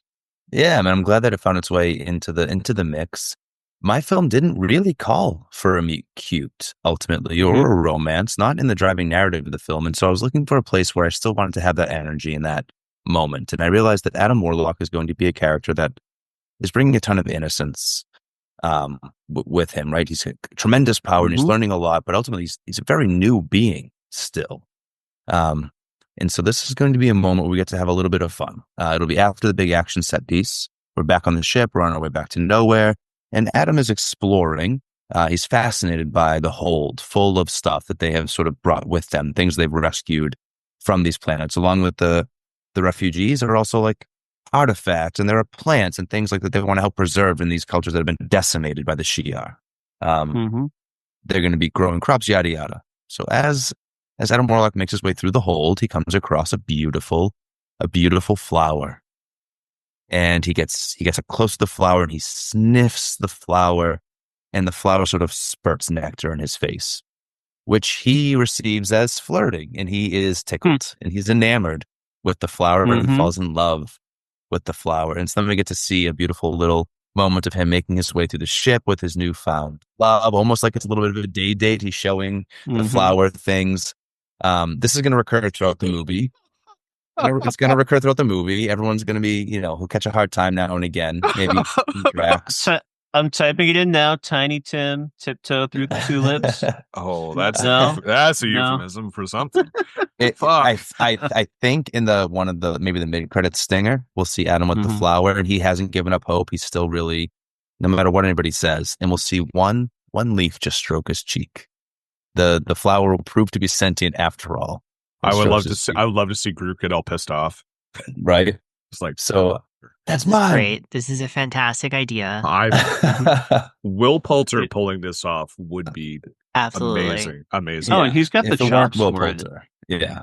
Oh my god. So in this moment, I wanted something that felt light and ethereal and a little bit maybe hippie-ish. There's a flower involved. I went with No Rain by Blind Melon. Great Oh my god. I could just picture him sniffing the flower. I could see the smile coming across his face as this really fun, very 90s instrumental backing is back there. And yeah, just beautiful vocal performance on that one too. That's great. Me and you have picked like complete opposite things. It's wonderful. Really enjoying this. Yeah. Oh my god. Kris, it did not make my final cut, but I had this song on an earlier draft of my mix. So I love that pick. That makes me feel quite getting proud. those 90s represented. Really great stuff. All right. So, my love sequence, as I revealed, it's going to be Quill and Gamora. Now, this is the most dangerous piece of my concept because when people hear this and it gets out, they're going to hate it because I think people are going to be terrified. Oh. Well, I think people are going to be terrified that we're going to reward some kind of weird sad boy Quill narrative or some kind of toxic fantasy that because he was once with Gamora, that this version of Gamora is also going to love him. So, Randy, are you going to lean into that by setting this to Limp Bizkit? no. Freaking me out. You wore a mask for counterfeit. Freaking me out. You wore a mask. I've been trying to like kind of subtly imply very much that like Gamora's in the driver's seat. We see her running her crew, and she's going to be the one driving this action when she decides she's ready, for sure. Like a prayer by Madonna. It's never been used in a Marvel movie before, right? I will say when I went to Deadpool and Wolverine, I had this list ready to go, and I was terrified Sophie B. Hawkins was going to show up and blow up my choice on me, because I could totally imagine that there. That being said, though, we're going to try to recreate the magic of those earlier meet cutes. But in this sequence, right, there is this escaped, very dangerous being on the loose, trying to round up those old Guardians. Gamora's gone to Quill first, with the joke being that he's the most vulnerable and the most helpless of all the Guardians. So he needs to be rescued first, basically. Factually correct, though. Yeah, she's going to be on Earth, so we're going to get one of those, like, we're in, like, the childhood bedroom type of sequences. We're going to do, like, a little vinyl records porn, because vinyl is back. So we'll get to see them leafing through the records. We're going to play some records. Maybe Gamora's even acquired some and brought them with her to, like, listen to on Earth on a real record player. But this time, she's the one laying down the track for Quill, putting the headphones on his head. We're not going to completely steal the scene from Garden State, but I'd be lying if I said I wasn't thinking of This Song Will Change Your Life. But no, we're not going with the Shins. I've been really leaning into the 1960s and 70s with my picks, because that's my favorite sort of Guardians music. So we're still there, but we're playing with it a little bit. I was thinking of the song To Love Somebody by the Bee Gees. However, that's a great track, but instead we're going to go with the Nina Simone cover version from 1969, where the lyrics are restructured to be from a female perspective. I'm a woman versus I'm a man. She's playing that to Quill. I'm not going to get into like a super preachy history lesson on Nina Simone, but I think subtly it's going to carry the knowledge that she was such like a civil rights warrior, someone whose music was challenged and tracks were destroyed on the radio. So I love the idea that that's going to appeal to Gamora, this particular version of the track. It's like a little bit more sultry, and it's making it clear this is Gamora's choice more so than Quill's. So that's going to be my meet cute. I also would love it if she starts playing that and immediately tranquilizes him as he's trying to kiss her. She's like, all right, Peter, we got to go. I love it. Yeah, Quill's on his best behavior in this film. We're making it very clear who's in charge here. Absolutely. All right. I mean, you can't beat Nina Simone, so. No. All right, that brings us to the end of the meet cute section. We're going on to the most open-ended category, which is something I called fun vibes. Just some maybe slightly sillier choices or more fun choices, kind of lower pressure things. I think of Hooked on a Feeling by Blue Swede. Good song, but this is from like that original Prison Block, Walk of Shame in the first film. Or we get Escape, aka the Pina Colada song by Rupert Holmes, where Star-Lord reclaims his Walkman. So just something that's not taking itself too seriously for a fun moment. And Alex, we go first to you in the fun vibes section. Yeah, okay. So in my movie, of course, Rocket and Deathbird, they've met, they've had electric chemistry to Gimme More. They go into the action set piece set to Bad Romance, where they're just totally murdering people and just falling in love.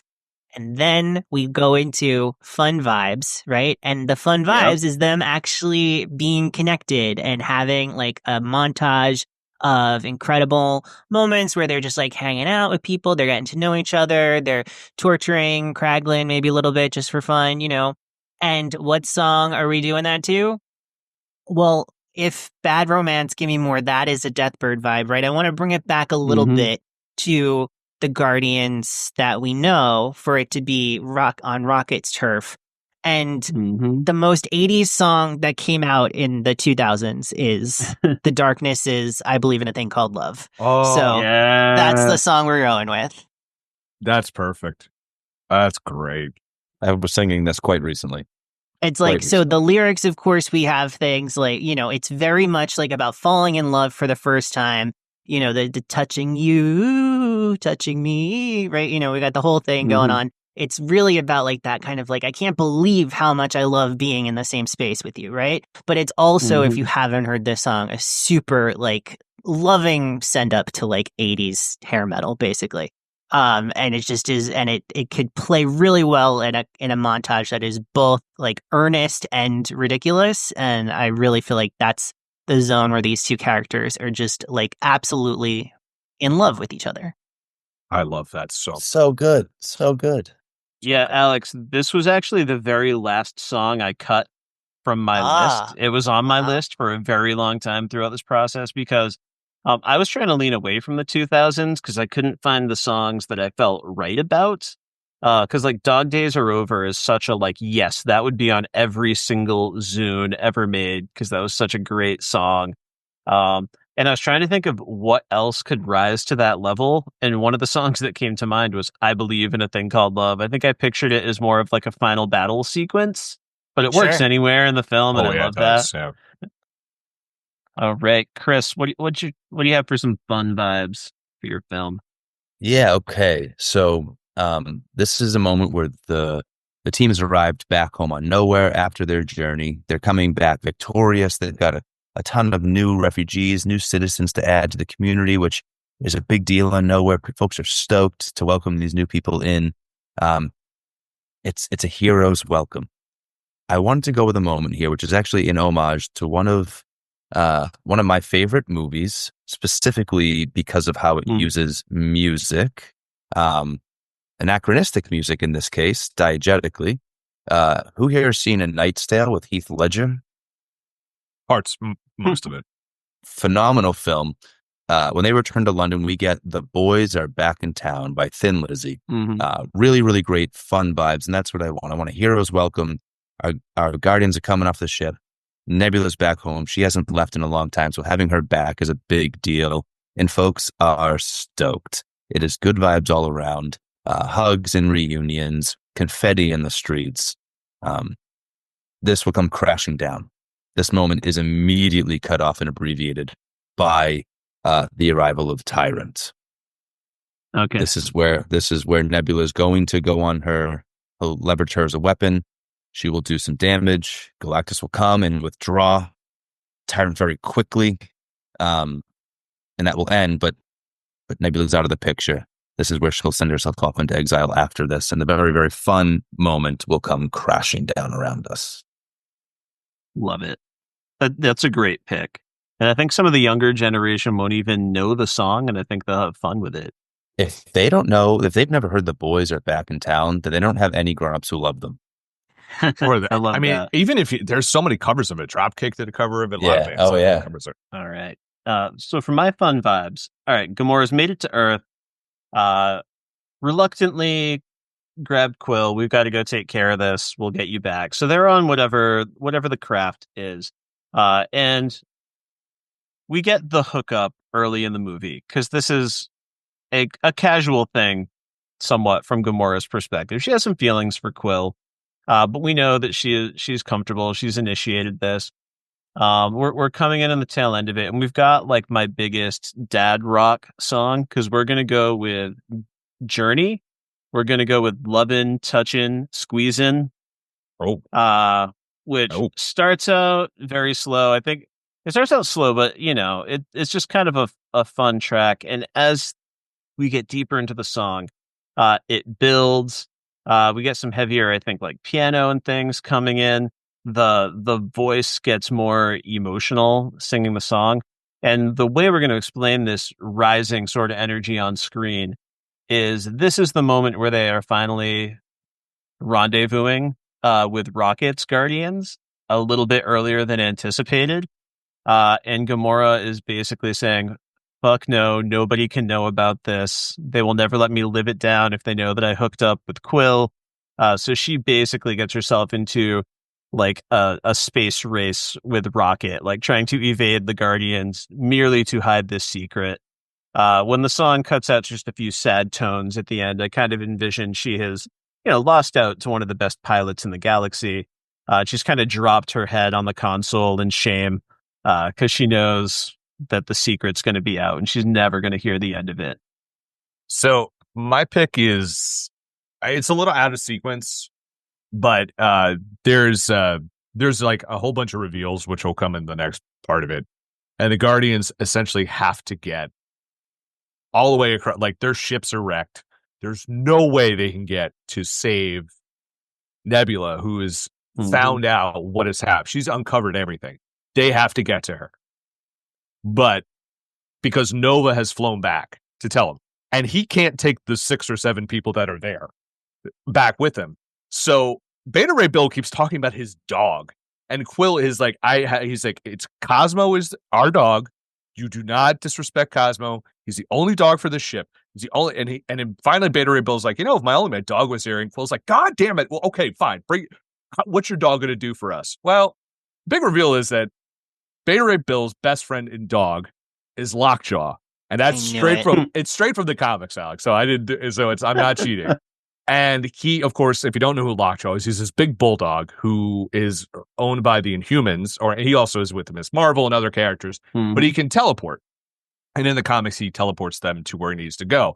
But I want to do this big, fun, happy reunion between Master and Dog. And I picked, I had to go back to Jersey for this one. I picked Southside Johnny and the Asbury Jukes. This time it's for real, because it starts out with this crazy big guitar and followed by these insane brass section. And it's just basically then Southside Johnny's like voice just like punctuates everything. And it's this big, fun kind of drinking song, but like the kind of like Kris was saying, the boys are back in town. Like, it's like that kind of vibe. I love this song. It gets me so pumped every time I hear it. I only heard it for the first time this year, but it's an Asbury Park classic. So I had to go with that one. I want to do like almost like slow motion. Like, he's the big slobbering dog. He licks, of course, Beta Ray Bill. He jumps on Quill, who's just like, oh, fuck. He's like, all right, fine. And then, then what's going to happen through the rest is when he transports them, and we kind of get like that X-Men 97 moment where, like with Nightcrawler, but we're going through like this tunnel of like his transport to, which will be revealed in my next song pick, where he's going.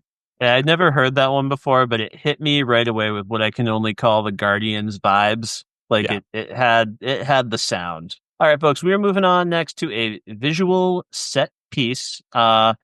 This is a song that's often something kind of atmospheric, as we introduce like a really notable visual from the film. So we open in the first film, we've got Moon Age Daydream by David Bowie when we're first introduced to Nowhere.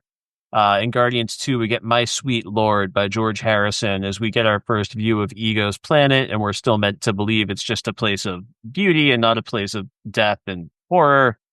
And then perhaps my favorite one of these came in Guardians 3, when one of my favorite 90s alt-rock tunes, In the Meantime by Space Hog, kicks in. Oh. I love that for the spacewalk. So visual set pieces. This one's going to you first, Kris. What do you have for me? Okay, so our Guardians team now is getting ready to go off and rescue Nebula. She has sent herself into self-imposed exile. Little do they know right now, she has been captured by the Shi'ar shortly after leaving Nowhere. But first, they've got to find her. They've gathered some clues, and they've been led to believe that there's a thingamajig on a planet they have to get to that will help them find Nebula. And so it'll be upon arriving at this particular beautiful planet that they'll find the thingamajig, and we'll get this beautiful set piece moment, right? So it's a movement through a portal revealing multiple beautiful planet vistas. They're selecting kind of what level they're going to go to, like a video game almost.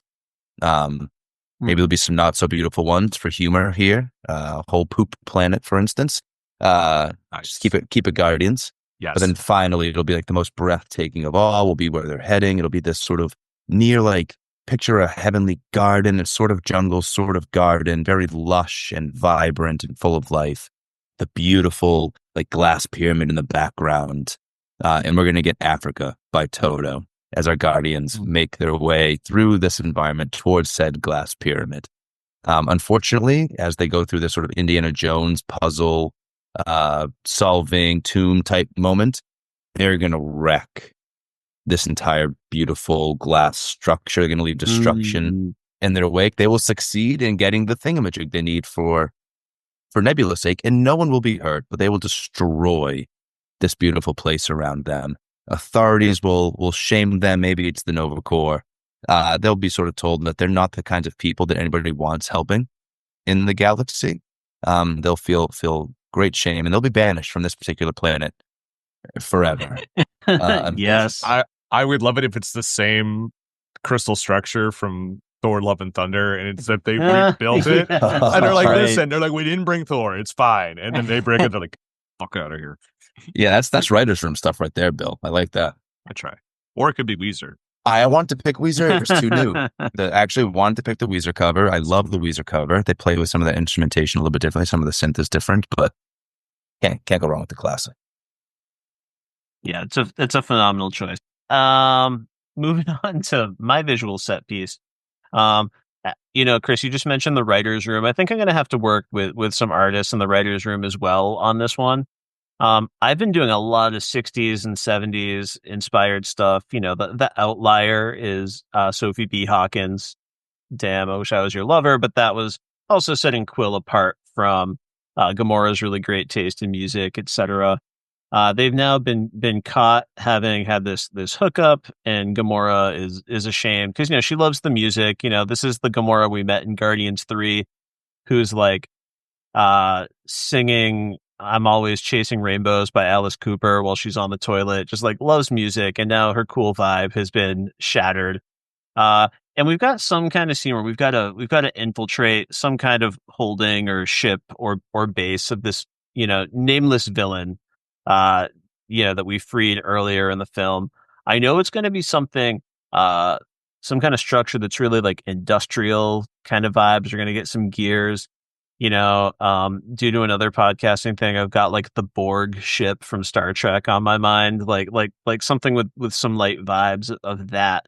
And it's going to force our characters to kind of have to work their way through this network and maybe be stuck in close quarters. And of course, Quill and Gamora, such beautiful black eyes. No, Quill and Gamora are going to be stuck in tight quarters with this new tension. And I need some real atmospheric music, and I need to unsettle the whole vibe of the film. So in the spirit of Guardians 3, I want to get into the 2000s. It's been a decade I've been avoiding up to this point, but I want to bring it into the movie, and I thought this would be the place to do it. I was trying to think of what song would have been on everyone's Zune, and I thought of an album that would have been on everyone's Zune in the 2000s, and that was the Postal Service. Now, I loved this album, and quite frankly, I'm not ashamed to say I still love this album. I love every single track on this album. But the one I landed with was not one of the biggest hits, not one of the things that was in a million television shows in the 2000s. It was the track that I probably skipped a little more often back in the day, but I really love it from an atmospheric perspective, and that is going to be Recycled Air by the Postal Service. Not only does it just get this heavy synthesized sort of atmosphere, but the lyrics are also really great here. I take a breath and pull the air in till there's nothing left. I'm feeling green, like teenage lovers between the sheets. Later, knuckles clench to white as the landing gear detracts from flight. My head's a balloon inflating with the altitude. It's going to be this atmospheric thing. It's going to match this industrial vibe of the ship. And it also is an excuse to feature my forever crush, Jenny Lewis, on backup vocals on that track. Take a number. We even get a meta level, right? Because I've got my Guardians are still in touch because they are sharing mixes of music. So I think about that group, famously got their name from sending different samples to each other through the United States Postal Service on like different CDRs and thumb drives and things to compose. That's why they're called the Postal Service? Yeah, they were living in different cities and sending stuff back and forth. I've never liked them because my college girlfriend made me listen to them constantly, and I was just like, "Please stop." So that I don't know if Such Great Heights is an excellent song, and you can't tell me otherwise. I will 100% tell you otherwise. That song is such great frights for me because man, yeah. Meant too much for me when I was 16 from it. Yeah. I'm telling you, but looking back on it for the first time in a while, that recycled air really hit me. It's a great track that I never gave enough attention to. All right, I talked for longer on that than intended. So let's move on. It's okay, man. You want to get back into your college feels. It's all good. You know, it's hard not to. Bill, what do you have for a visual set piece for us? All right, I got a whole bunch of plot I gotta get through real quick. And this is why. So, okay. Your story is so dense. It's wonderful. Guys. It's the most expensive movie since Endgame. Yeah, I mean, and I've cut out like 60% of the comic book, which was like 20 issues. So essentially what's happened is Nebula is essentially figuring out like everyone in the Black Order died. I saw it happen. How is this happening?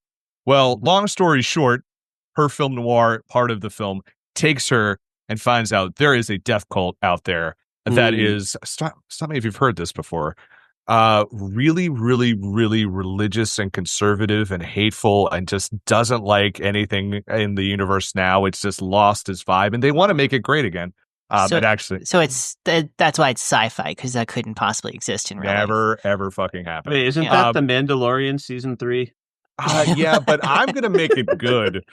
And so, yeah, because in the comic, it turns out like the Thanos part of it is like half of it. And this cult, which is led by Star-Lord's real father, is actually this. And I'm like, no, none of that. Jason. More like he's a jerk. So she finds this out and she goes to this huge industrial factory where they are basically have this reanimation they are reanimating people through this. So they are trying to reanimate Thanos, but they're trying to find Gamora because they want his consciousness back in this body that they're going to be creating. Spoiler alert, it's not in Gamora, it's in Star Fox. Because he hates his brother more than he hates his daughter. So also because if you could be Harry Styles, you would be too. I mean, come on. Okay. I guess I would. But so I went with something like you were saying, super industrial and dark, but also like has a sense of intrigue. So of course I had to go to France. I had to go to the dancey techno industrial outfit Justice with their song Phantom Part 2. It's this big, bassy, synthy, dark kind of vibe that just like reeks of classic evil genius, evil scientist, like evil cult. Like it's so dark and I just like, I love it. And you just see Nebula like in the shadows lurking, trying to figure everything out. And then she gets captured, which of course we have to get the best boy Lockjaw back to like transport them over and let's fucking go. I'm absolutely feeling that. That's perfect. A lot. Yeah. Perfect. This is what happens when you can't watch Luke Cage season 2 and you're just awake and you're like, well, fuck it. Let's play some French techno music. Yeah. Okay, my turn is next. Yeah, okay. So for me, I'm going a slightly different direction, closer to where Randy was on this one. So my couple, right, they are together now. They have had a fun montage of shenanigans and hijinks, right? And now Rocket is going to bring his new lovely bird lady to a place that overlooks some sort of beautiful nebula of some sort, some magical moment in the cosmos. And that's where the movie's going to slow down a little bit. We're going to get our sad, tragic flashback to Deathbird's past. She's going to talk to Rocket about how she was cast off from her family after she was pitted against her sister, and how horrible her father was, and how much her sister hates her, and how much she really deserves to be the rightful queen, the rightful empress of the Shi'ar. And you know, Rocket is going to connect to this, and he's going to really feel like he loves her, and he wants to support her, and he wants her to have that experience that he got to have with the High Evolutionary, where he confronts the damage from his past and can move on. And so he's going to promise to help her get that position with the Shi'ar, tackle Alondra, who he doesn't know, and enlist the Guardians in that fight, right? And what is he going to listen to as this is happening? The song in the background while we're seeing this a beautiful, scenic, cosmic vista, and we're hearing all of this emotional stuff. It's going to be Straylight Run's Existentialism on Prom Night. Oh, Nice. oh man, push that hair over your eye now. Just one of them. Just one eye. We gotta, man. Come if on. we're in the 2000s, we gotta pay homage to some beautiful emo music. And I mean, come on, the song that says like, there are moments when I know it ends and the world revolves around us and we're keeping it all going. This delicate balance, vulnerable, all knowing. Like that's them fully soul and soul connecting. And it's beautiful. And it's about to go horribly wrong for these two. But in this moment, it all makes sense. As soon as you said he doesn't know La Blanche, I'm like, oh no. Poor Rocket. This is going to go so badly for him. It's going to go so badly for him. It's really going to go bad. It is. Fuck. You fucking But in this moment, much like many prom nights, it's beautiful and it's magical and it is doomed to fail. Amazing. Great stuff, Amazing. Alex. And I love the emo representation. Absolutely. Yeah. It's so underrepresented in society these days. Well, it's underrepresented in the Guardians movies, at least. That's very true. There you go. All right, next up, we've got a category I'm calling reflective vibes because, we've got different things troubling our main characters as we go through this. I think probably the most famous one would be Ooh Child by the Five Stairsteps. We get this both before and after Groot's big sacrifice in the first film. We get that great sequence where Quill is singing the song as a distraction, kind of describing where the music crescendos up. But you've also got The Chain by Fleetwood Mac and Guardians 2. Another one of my favorite songs, Do You Realize by the Flaming Lips, pops up in Guardians 3 when Quill's kind of feeling sorry for himself, having one of those montages. Someone's reflective, something's going not quite right. I'm up first here. And I am thrilled to finally dip I have dipped into the 90s with Sophie B. Hawkins. But this time I'm dipping into the music I was really listening to in the 90s and obsessing over and loving. I was thinking about that Space Hog needle drop from Guardians 3 that I loved so much.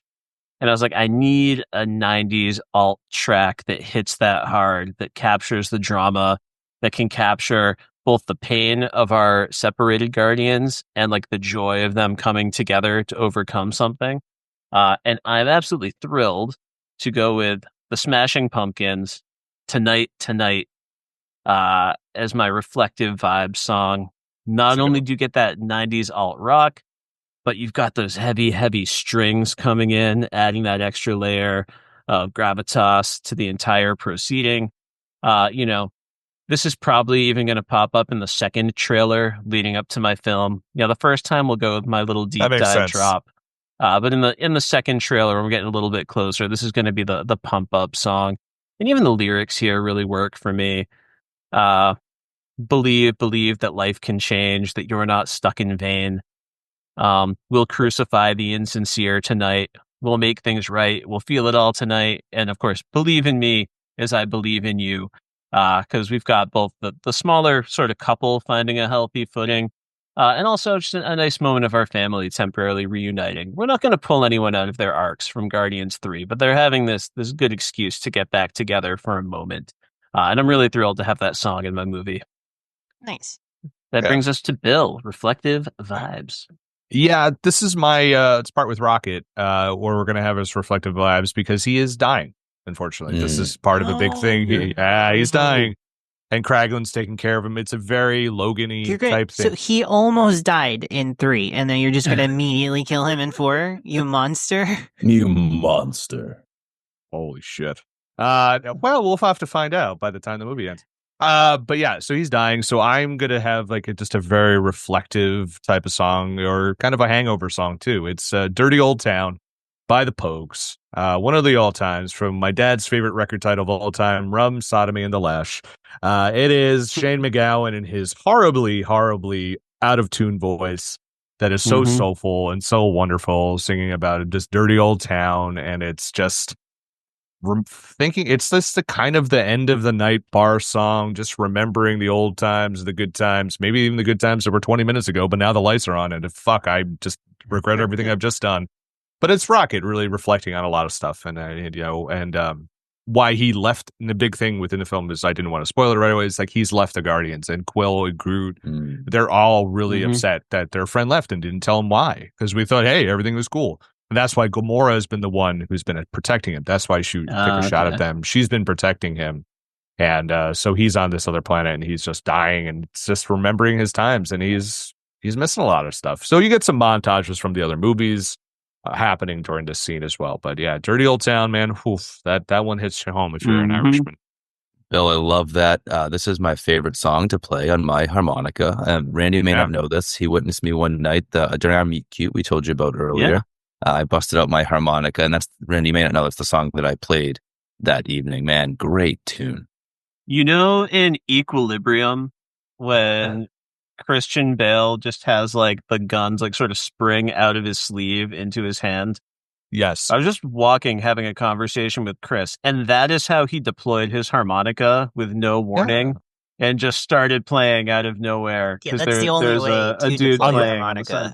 The only other way to have it is you automatically have the thing that's like connected to your shoulders, and it's like it's by your mouth. Dylan. You Bob Dylan it when you walk in a room. You could only do it like a spring load or the Bob Dylan. Yeah. That was it for me right there. I knew we were destined to pod together. Well, Alex, do you have another emo song you want to bring for us? Okay, so a lot happens in my movie in between the visual set piece and the reflective vibes moment, because there is another action sequence, right? We have Deathbird and Rocket and the Guardians. They're all taking on a major Shi'ar compound, right? They're trying to get onto the main planet or whatever. I don't know exactly, but they're going hard. They're like, we're doing this. We are in the right. So obviously, oh no, over the course of the action sequence, it becomes very clear that actually they're not in the right, and that Lilandra is actually a kind of good person, maybe the only good Shi'ar Empress that's ever existed. And eventually, Rocket has to confront the fact that actually Deathbird seems to have a lot of the same opinions that the High Evolutionary does when it comes to, racial supremacy and fascism and perfection and things of that nature, and that is what she actually is fighting to bring back into the Shi'ar Empire instead of the more egalitarian world that Lilandra has created.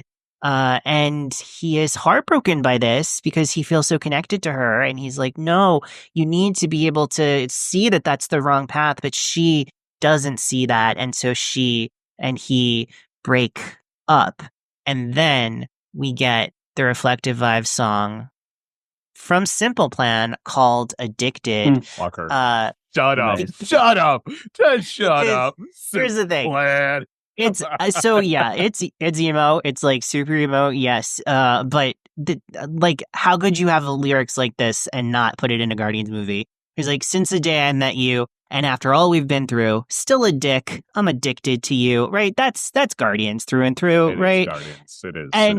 And that's so we're seeing kind of like a sequence of Rocket just can't get over how much he loves her and wants to be with her. But he can't be with her because it turns out she's a genocidal maniac. Whoops. I would love the next, again, Nebula to come and she's like, oh, you couldn't tell by her name? Deathbird? Yep. Well, we know that he doesn't really see names in the same way, right? They took him a long time to learn what raccoons were. So, that's what it is for him, and it's sad. And but when we hear a song that says things like, I'm trying to forget that I'm addicted to you, but I want it and I need it. I'm addicted to you. Now it's over. Can't forget what you said, right? He wants to forget. He wishes, because he's heartbroken and she's broken his heart, and he didn't even know he had a heart left to break, and now it's shattered because once again, she's a genocidal maniac, it turns out. I'm shattered. I'm shattered. I was invested in the relationship. I know. That's a bummer. That's a great pick. It's one of those songs I forgot existed until you said the name and it all came rushing back. I was happy I forgot. But, it does work for the movie a lot. It really does. Oh, yes.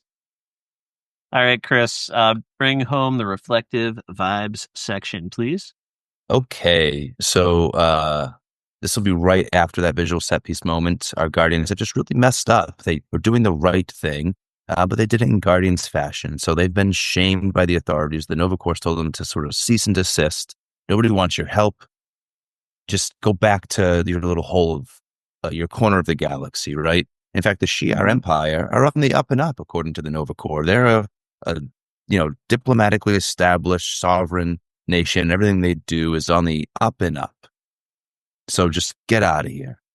So our Guardians now, they're unsure of their place in the universe. They're unsure of the value of these values they've inherited from the previous Guardians before them, this sort of more thoughtful, kind way of being when it doesn't get them anywhere in the world. Rocket is desperate to try and find himself while still being an example worth following, because they may not know their place. They may be questioning things, but they're still hopeful and they still want to guard the fucking galaxy.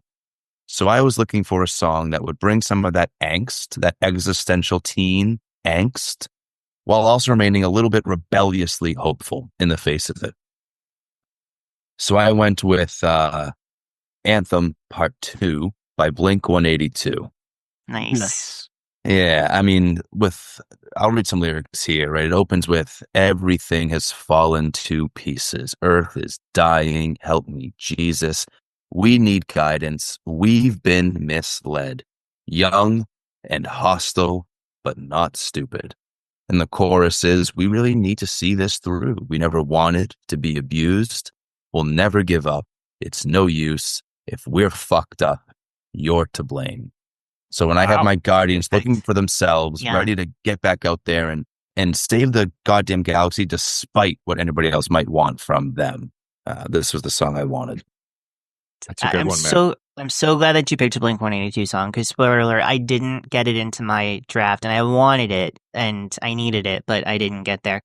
So I'm glad you did, and that's a perfect Guardians Blink Glad song. to be here for you, man. Yeah, love me some Blink-182. All right, folks, this brings us to our next category, and I've called this category Your Favorite Guardians' Favorite Song. And this is a nod to all of the times that our characters talk about music. In the first 3 films, it's usually Quill, but Rocket starts to get a chance to shout out some of his favorite music. And at the very end of Guardians 3, we've got the new Guardians team sitting there with the Zune, having a little sit down. They go around the circle and they all share like one of their favorite artists and why that artist is so special to them. So what is a song that one of your Guardians is going to directly talk about at some point in this movie? We're going to go to Bill first. Oh, remember how I said this was the most on the nose soundtrack you're ever going to hear in your life? Yeah. So this is going to be from Groot, and we're going to go for some New York hardcore right now. Yes. And we're going for H2O, and the song is called Family Tree because it's Groot and he's a tree.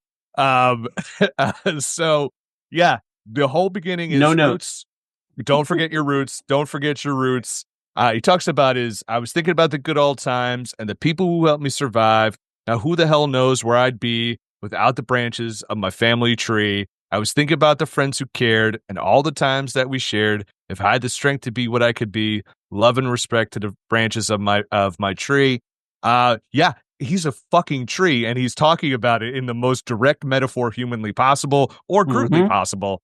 So yeah, and I can't, listen, when is H2O ever going to be, and not like anyone knows who H2O is besides me. I was like, no, it's never going to get into a soundtrack, but it's so on the nose, but it's also just about that whole family coming together, how they have to be there for Gamora. They're going to protect her. And that's going to become earlier in the film where they all make a pact to we're going to save Gamora, even if she is Thanos. She has Thanos' brain. We're going to help her. So yeah, we're good. H2O, baby. Lyrically perfect. On the nose. Love that. And it's about a minute and 20 seconds.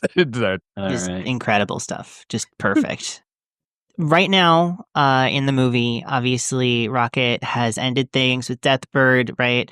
And so for me, I decided that in a movie that shows how incredible Deathbird is, even though she's not officially a Guardian, she wanted to be, and she almost was. So she's the favorite Guardian in this movie, as far as I'm concerned.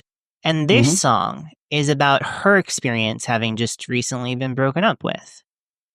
This is Taylor Swift's Forever and Always, and this is what Deathbird is dealing with right now. She doesn't get it, man. He told her that he loved her. She's never felt that connection before, and then he just fucking walks away over like a little bit of genocide. Like, are you kidding? What are you talking about? Didn't you know what you were signing up for? I'm Deathbird. What are you talking about, Rocket? Right? So that's why we're headed here. That's why we're at this song. And I had to get Taylor in some way, and this was just the perfect song for it. Perfect. Love it. Oh my god, it's just like just watching Lady Deathbird. I want to see her killing people as this song is happening. Oh, for sure, she's absolutely killing people to this song. Oh, chef's kiss. Chef's kiss. But yeah, and this song, just to be clear, is all about how, you told her that you would be with her forever, and now you just like don't call, and you're like acting like things are super weird, and it's like, what is going on? I don't get it. And that's the headspace that Deathbird is in this moment. My wife will be so happy you got a Taylor Swift song in there. Oh, mine too. As will my 10-year-old son and my daughter. They're already excited just to go to an amusement park in New Hampshire, Canopy Lake Park, because there is a Taylor Swift impersonator there this summer. Who's very good. Oh, I saw her. She's good. Fantastic. All right, Kris, what do you have for me here? Your favorite Guardian's favorite song? Okay, so it was really during our Avengers celebration, Randy, and my rewatch of Endgame that I found a deep love for Nebula. I didn't realize she was my favorite Guardian until then, and she really, really is. And she's been on a journey. She's been striving since the third movie to be like her very best self, to really resist her past. She has not been approaching this in the healthiest way. She's gone a little extreme, but on this journey, she found something of an anthem that helped to put words to her feelings as she was striving for her best self. She's even been like quoting it to people throughout the movie regularly as if it's like philosophy in a very cringy manner. And so at some point, Nebula, after having espoused some of this wisdom, we'll just cue up Man in the Mirror by Michael Jackson. I want to see Nebula like saying these words as if like with a straight face, like it's real philosophy. She's like, I started. Unbelievable. Oh my god, that's perfect. Yeah, because Karen Gillan would kill that. Absolutely. Yeah, like super dead man Nebula energy. Yeah. Oh my god, I love that so much.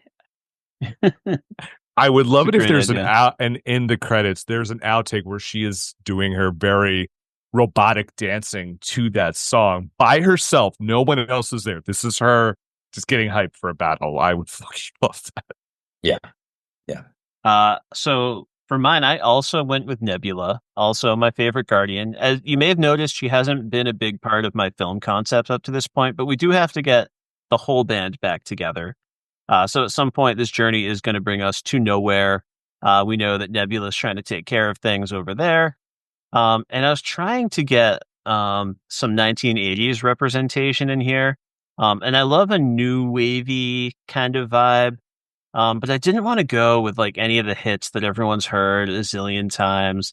I was trying to come up with a deeper cut. Like I really love in Guardians 3 when they surprise us by flying the entire nowhere space station into the battle. Awesome. And you get the singing This Is the Day. It's a really fun music cue. I kind of wanted that vibe. And weirdly enough, even though I like that vibe, I'm not like an incredibly deep student of new wave music. So I texted my friend Andy, who is the world's biggest Talking Heads fan. Like I lost track of how many times he went to see Stop Making Sense. And I was like, Andy, what are like 2 deep cut Talking Head songs that only a true fan would know that are awesome? Burning Down a House, Psycho Killer. What? No, sorry, that's not deep cut. Sorry. So he hit me with 2 perfect examples. And I went with a track called Sugar on My Tongue by the Talking Heads. I know it. But it's going to be kind of a secret action sequence. This is going to be like our Nebula reveal in the movie. She's just going to come in and start kicking ass to this song. It's got this real syncopated sort of like beat to it that's going to fit an action sequence well. And then her talking about it is almost going to be more of a joke at the end, that she finishes beating everyone up and then she does her little let me talk about music now because I never get to do this part in the movie. That's going to kind of be the gag in and of itself, because that's what she has to say. Her thoughts on this song and the Talking Heads, or maybe something about David Byrne as a performer. I love the idea that he puts on such a constructed show, and that's something Nebula has to do. But yeah, I really dig the beat of that song. It's got like a little bit of like a sexiness to it. As Quill once said, they're beautiful black eyes. Thanos picked a great set. So yeah, that is my favorite Guardians favorite song. Great. All right, next category is battle hype. So this is going to be the song that we hear right before the Guardians ride into battle and or during the battle. It could be a little bit of both. In the first Guardians, we get the aforementioned Cherry Bomb by the Runaways as we're getting ready to ride into that final battle. In Guardians 2, there's like this fun moment when we get like Wham Bam Shang-a-Lang by Silver comes in when the Sovereign like enter into the fight all of a sudden. And I mentioned This Is the Day a few minutes ago, where Nowhere sort of rides into battle and we're getting pumped. Alex, how are you going to pump us up for battle? Okay, so after we cut to Deathbird and she's in her Taylor feels, right? And she realizes she's gonna have to vanquish her ex, and Rocket is just really feeling some kind of way. He's gonna meet up with Nebula. It's gonna be a big reveal. Oh, she's in the movie, because I didn't want her to be in too much of the movie. She is my favorite Guardian as well, to be honest. She's probably like a top 3 MCU character overall. If you've listened to the Bill versus the MCU, you know I sing her praises. I say the entire Infinity War saga rests on her character arc in a lot of really major ways. And Karen Gillan's incredible. But I didn't want to undo what is a beautiful ending for her character in Guardians 3. So instead, I want her to kind of like come in as a special guest star moment where Rocket needs to really talk to her friend. And these like jamooks that he's with in his new group, they're not jamooks. They're not on his level, right? He loves them. They're a ragtag group of losers just like him, but they're not Nebula, right? He and Nebula have that special connection, and she's the person he needs to talk to.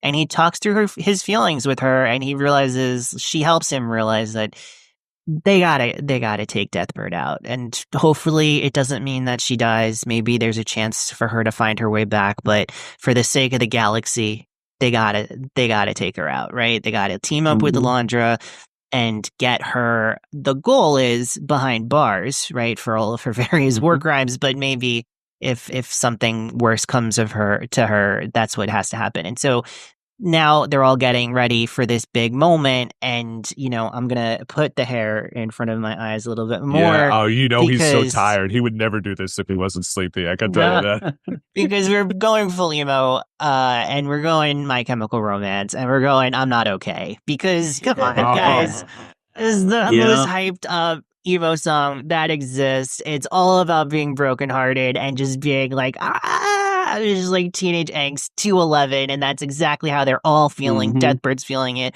Rocket's feeling it. They're headed for this giant clash, and it's just My Chem as loud as you could possibly smash on this soundtrack.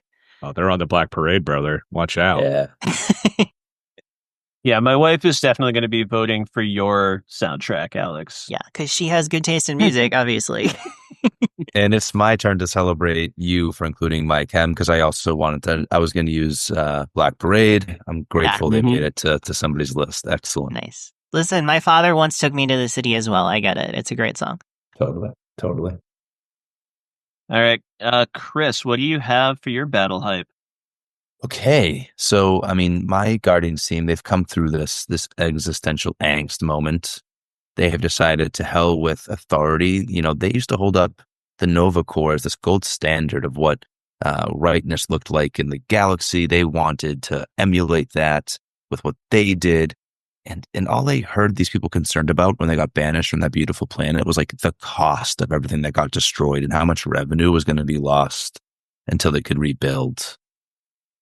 They have had it, and they're ready to just absolutely be themselves. They know who they are. It's time to save Nebula, and it's time to do it their way. And so as we fight to free Nebula from the Shi'ar stronghold, and this time doing it with grotesque violence, this time just going full Guardians on those motherfuckers. And they've got to have to face Gladiator once again. They're doing it all backed up by Fat Lip by Sum 41. Hey. No song really captures sort of teen irreverence. You know, we are what we are, and you don't like it, so screw you, like Fat Lip does, I think. And so, I'm really stoked to see my Guardians rock out to this tune as they rip through the Shi'ar Empire once and for all. And this time, when they face down Gladiator, they'll be able to get into his head again. Not the same way. This time, they're going to have to introduce some video aids. They're going to shade the Shi'ar Empire. They're going to reveal to Gladiator the actual atrocities of this empire, that they've been going behind him and cleaning up the absolute mess they're leaving in the galaxy. And so he'll fall then, and he'll depart, and this will hint at his possible hero's turn. Gladiator will be back. I love that. I love that for so many reasons, including that means that like there's going to be a song in the MCU about how the person's mom's doctor said she should have had an abortion. That's wonderful. That's great for the MCU. Yeah, I agree. I am perhaps the most proud of my Battle Hype song because my family is now back together. They've reunited. So I want a track that kind of covers all the ground, something that evokes the 70s music that was so heavy early in my soundtrack, that evokes that really great cover Nina Simone song, that evokes a strong female singer like we opened with Sophie B. Hawkins, and even that has a little bit of this punky or new wavy vibe to it. So I landed on a track, and this was also partly inspired by a recent Batman draft that we all took part in. But my Battle Hype song is not from a Batman movie, but from a great Batman performer. This is going to be Susie and the Banshees covering The Passenger by Iggy Pop. Fuck, that's a good one. That's a really good one. All right. And that brings us back to Bill's Battle Hype. All right. So I've told you that we've gone to this lab. You've got the Black Order there. They're trying to get Thanos up. We've got this cult. And what's happened in between, our Guardians are beat up, even though they got some new members. Moondragon, Gladiator, Violet, they've all been through hell. This is going within 48 hours of but with this clock is on Thanos, the Thanos brain explosion, I'll just call it. And, they've had a ship blown up. They've had to fight each other. They've had to go through space and time. And Quill is, no one's confident. Everyone's falling apart. And Gamora makes the call right before they go. She's like, Rocket, we need you for one last fight. And because Rocket's dying, he doesn't want to do it. And then finally he tells Kraglin, he's like, fire up the Bowie, we're going in. And what happens is we do an inverse of the homage to Guardians 1, where we played Cherry Bomb by the Runaways. So instead, we're going to go with Joan Jett, called Do You Want to Touch Me? And it's just such a badass song. And he's basically what happens in the comic. He has built this suit for one last go because he could barely walk. He's dying, but he's got enough power left, and this suit's going to keep him going. And he is what Rocket does best. He has loaded this thing up with so many guns and so many weapons, and he's coming in hot. And in the comic and in this film, he will come and he will save the day to what we think may be his own end. But he's going out as a complete fucking badass. And to me, this song by Joan Jett is such a badass song. And it also brings us back to the first Guardians, where they were like, this is a suicide mission. We didn't have time to work out the minutia of the plan. That's a good Chris Pratt impersonation. Yeah. Too bad I was going for Bradley Cooper. I thought you were going for Joan Jett for a second, and I was a little confused. That's a little more on brand for Joan Jett, I think. You gotta get a little more raspy. We're a little more raspy, though. Great stuff. All right. That brings us to our next to last category, our penultimate category. This is what I'm calling the closing sequence. We're not quite at the end credits yet, but we're getting our final emotional payoffs, little character beats. We've got Ain't No Mountain High Enough by Marvin Gaye, at the end of the first film, which I cited earlier. But I mean, I think we would probably all agree that, well, I don't know, maybe we wouldn't. They do this portion of these films so well. But in the second film, you've got Father and Son by Cat Stevens. During Yondu's Ravager funeral, he's honored. So it's this really beautiful sequence. And Alex talked up the beauty of that Dog Days Are Over clip that brought us all to tears at the end of Guardians 3. So what's a closing sequence that's just going to be this final emotional bow on your film? And Kris, we're going to you first on this one. Okay. All right. It's been a journey. We're back on Nowhere again. And there's a greater sense of real peace here. It's no longer a facade. Some of the cheesiness has fallen away. Mm-hmm. It's a real place with real people, with real problems, who are all still doing their best to look after each other and to have a society they can be proud of. Our freshman guardians now feel more like sophomores, but they still don't have all the answers. They do have each other.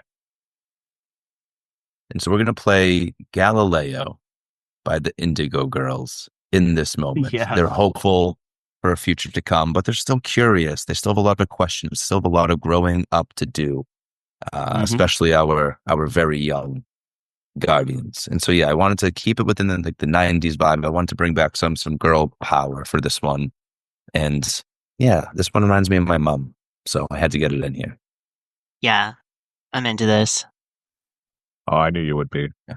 How long till my soul gets it right? Can any human being live that kind of life? We don't know yet, but we're going to try. Beautiful stuff, man. That made me cry. Oh, God, Alex, we would be fucking puddles. Totally. Doesn't take that much. Nope, not at all. I'm a highly emotional human. Honestly, as much as I was wrecked by Dog Days Are Over, I was even more wrecked by the Cat Stevens fucking, and the banners, the Ravagers come and they show their colors, and it's just they really respected him. Oh yeah, my it God. could be my They favorite just pass sequence the in all of baby Guardians. around. Everyone takes a turn holding the baby. Oh my God, that shit is just absolutely, it's cruel is what it is, because It it's is. so... I want to punch James Gunn in the wiener for that one. Yeah, seriously. I would tell him that to his face. I'm like, I really wanted to punch you square in the dick for that. I think he I get think it. I think you get it. Yeah, I'd be like, that's what I was going for. Right, It's like, yeah. spot on, young man. Spot on. Yes. Yeah, that was a hard one to sit through, but in a cathartic way. As for my closing sequence, I've been, playing up a lot of the beats from the original Guardians film, right? Like my tone setter was trying to recreate that iconic sequence. I'm gonna go back to the world of this just like poppy Motown sort of vibe, some deeply reflective music. I've been interested in this exercise of building my own Guardians mix ever since I saw Guardians 1. I think the next day I probably opened up a new iTunes list and started pulling stuff out of my library to envision this. This is a work many years in the making. And I believe the first song that I popped into that very first playlist after seeing the first Guardians is still here on my list today. And that's Reach Out, I'll Be There by the Four Tops. Yeah. It's going to evoke some of those vibes of Ain't No Mountain High Enough. It brings us back to the very opening sequence of the first film when young Quill is too afraid to take his dying mother's hand. It's going to take us back to the end of that film when the Guardians join hands to endure the power of the Power Stone. It's a journey they've been on, but to see them uniting one more time and evoking that with a simple nostalgia play is what I want to do. So there you have it. For mine, in the end, what we see, Rocket saves the day, and then we go to black as Rocket collapses, and we start with we're kind of going with that Irish vibe. We had Dirty Old Town, which is Reflection song. We're going to go a little bit more updated, and it's going to be Flogging Molly's If I Ever Leave This World Alive, which is Nice. a song which is very emotional and can have so many different ways of you could take it. You could take it as a song about death. You could take it as a song about life. You could take it as a song about loss. You could take it as a song about love. And we open up on a scene where all our heroes are bruised and beaten up, but they're all in this hospital, and we pan up, and there's young Rocket. Not so young, actually. And somehow they've figured out a way, and I forget how it is in the book, but he's going to make it. And it's a reunion. It's a reunion of his friends, and they're like, he's like, you guys just hold on, I'm going to be better, and I'm going to make it. And then one by one, like Quill is like, I got nowhere to be, and then Gamora, and then it's and then they cut over to Beta Ray Bill, and this is a joke the Silver Surfer had, but I didn't have him in the movie. He's just like, I actually have to go save a planet that's in distress. And then it cuts right to the next part. It's like someone else is like, yeah, I got nothing to do. I'm good. And Beta Ray Bill just like goes away, and Rocket's like, I never liked that guy anyway. It's weird. And but it ends on the final scene of like the original Guardians plus Moondragon and Phyla, who in comic books are part of the Guardians. All placing their hands on Rocket, and we just kind of fade to black that the family is back together, and we'll see you in Guardians 5, guys. That's beautiful, but also as someone who's not up to date on the comics, those also sounded like they could be dragons from House of the Dragon. Well, Moondragon actually can create like a telepathic dragon, so yeah, she can. Yeah, it's pretty cool. And apparently she's like Drax's daughter or something like that. I don't know. Are you saying that's why also? Are you saying they can imagine dragons? Oh my god! Wow. It's just like it's like Imagine Dragons. That sounds that's like a Kate Bishop joke in there somewhere. Ooh, I'm sorry. I love Imagine Dragons, bro. All right, on that dad joke, that failed dad joke, we'll now turn to Alex. Well, no, that was a very successful dad joke in that it made us all groan. Fair. Okay, yeah. So my movie ends with this big climactic battle. Will Rocket be able to save Deathbird's soul? Right. That's where all the tension is. Right. Can he implore her to learn from his arc that he went through? And what he has to realize is that she's not him. Right. They have this connection, but they're different people and they're on different journeys. And her journey is ending in glorious fashion, right? And she has to, and he can't save her. And ultimately, she dies. And it's very sad and it's very tragic. But through this process, Rocket learns that, hey, you know what? At the end of the day, I felt something that I didn't know I could feel anymore. And that gives me hope that I could feel something again for someone who maybe isn't a genocidal maniac, as it turns out. So he has this moment. He reunites with the Guardians. He gets a little bit of a high five from the Shi'ar Empire. Lilandra is in their debt. And a song by one of my favorite bands from high school that I feel like is an unsung band, Motion City Soundtrack. Is a song called Everything Is All Right. It's upbeat, it's fun, and it's also emotionally honest and but optimistic, right? We're not running from our flaws, but we're embracing a positive vision of the future anyway. With the lyrics like, I'm sick of the things I do when I'm nervous, like cleaning the oven or checking my tires, or counting the number of tiles on the ceiling. Head for the hills, the kitchen's on fire. I used to rely on self-medication. I guess I still do that from time to time. But I'm getting better at fighting the future. Someday you'll be fine. Yes, I'll be just fine. And Rocket will be fine, because he believes that there's more out there for him. And that's sometimes enough. And that's beautiful. That's tragic and beautiful. There's hope in the tragedy, and that's where we have to live. That's beautiful. Yeah. I'm just imagining Janelle Monáe and going up in flames and Rocket going, oh no. No, but she's Janelle Monáe is Lilandra, so she's okay. Oh, I switched that in my brain. Tandoi Newton is not good. Mm-hmm. She didn't make it out. That makes more sense, and she's died a million deaths, and she knows how to do it on screen. It's very true. Well. More earned than in Solo. Yes, not the first time she's died in space for a Disney production. Okay. No. I thought of the Mario Van Peebles movie Solo. Sorry. Fuck. I am dead. Yeah, he was a cybernetic organism, and he was on this planet trying to protect these people from the evil government. Yeah. Solo, Mario Van Peebles. You never thought you signed up for this media lit audience. That's right. Mario Van Peebles. Go watch New Jack City. It's a film. Yeah, it is. All jokes aside, that's a beautiful ending. And we are now at the end of our films. We're going to go with our main end credits track. So like in the first Guardians, we got "I Want You Back" by the Jackson 5, just to go out with some fun vibes. We got a similar sort of feel with "Surrender" by Cheap Trick in Guardians 2.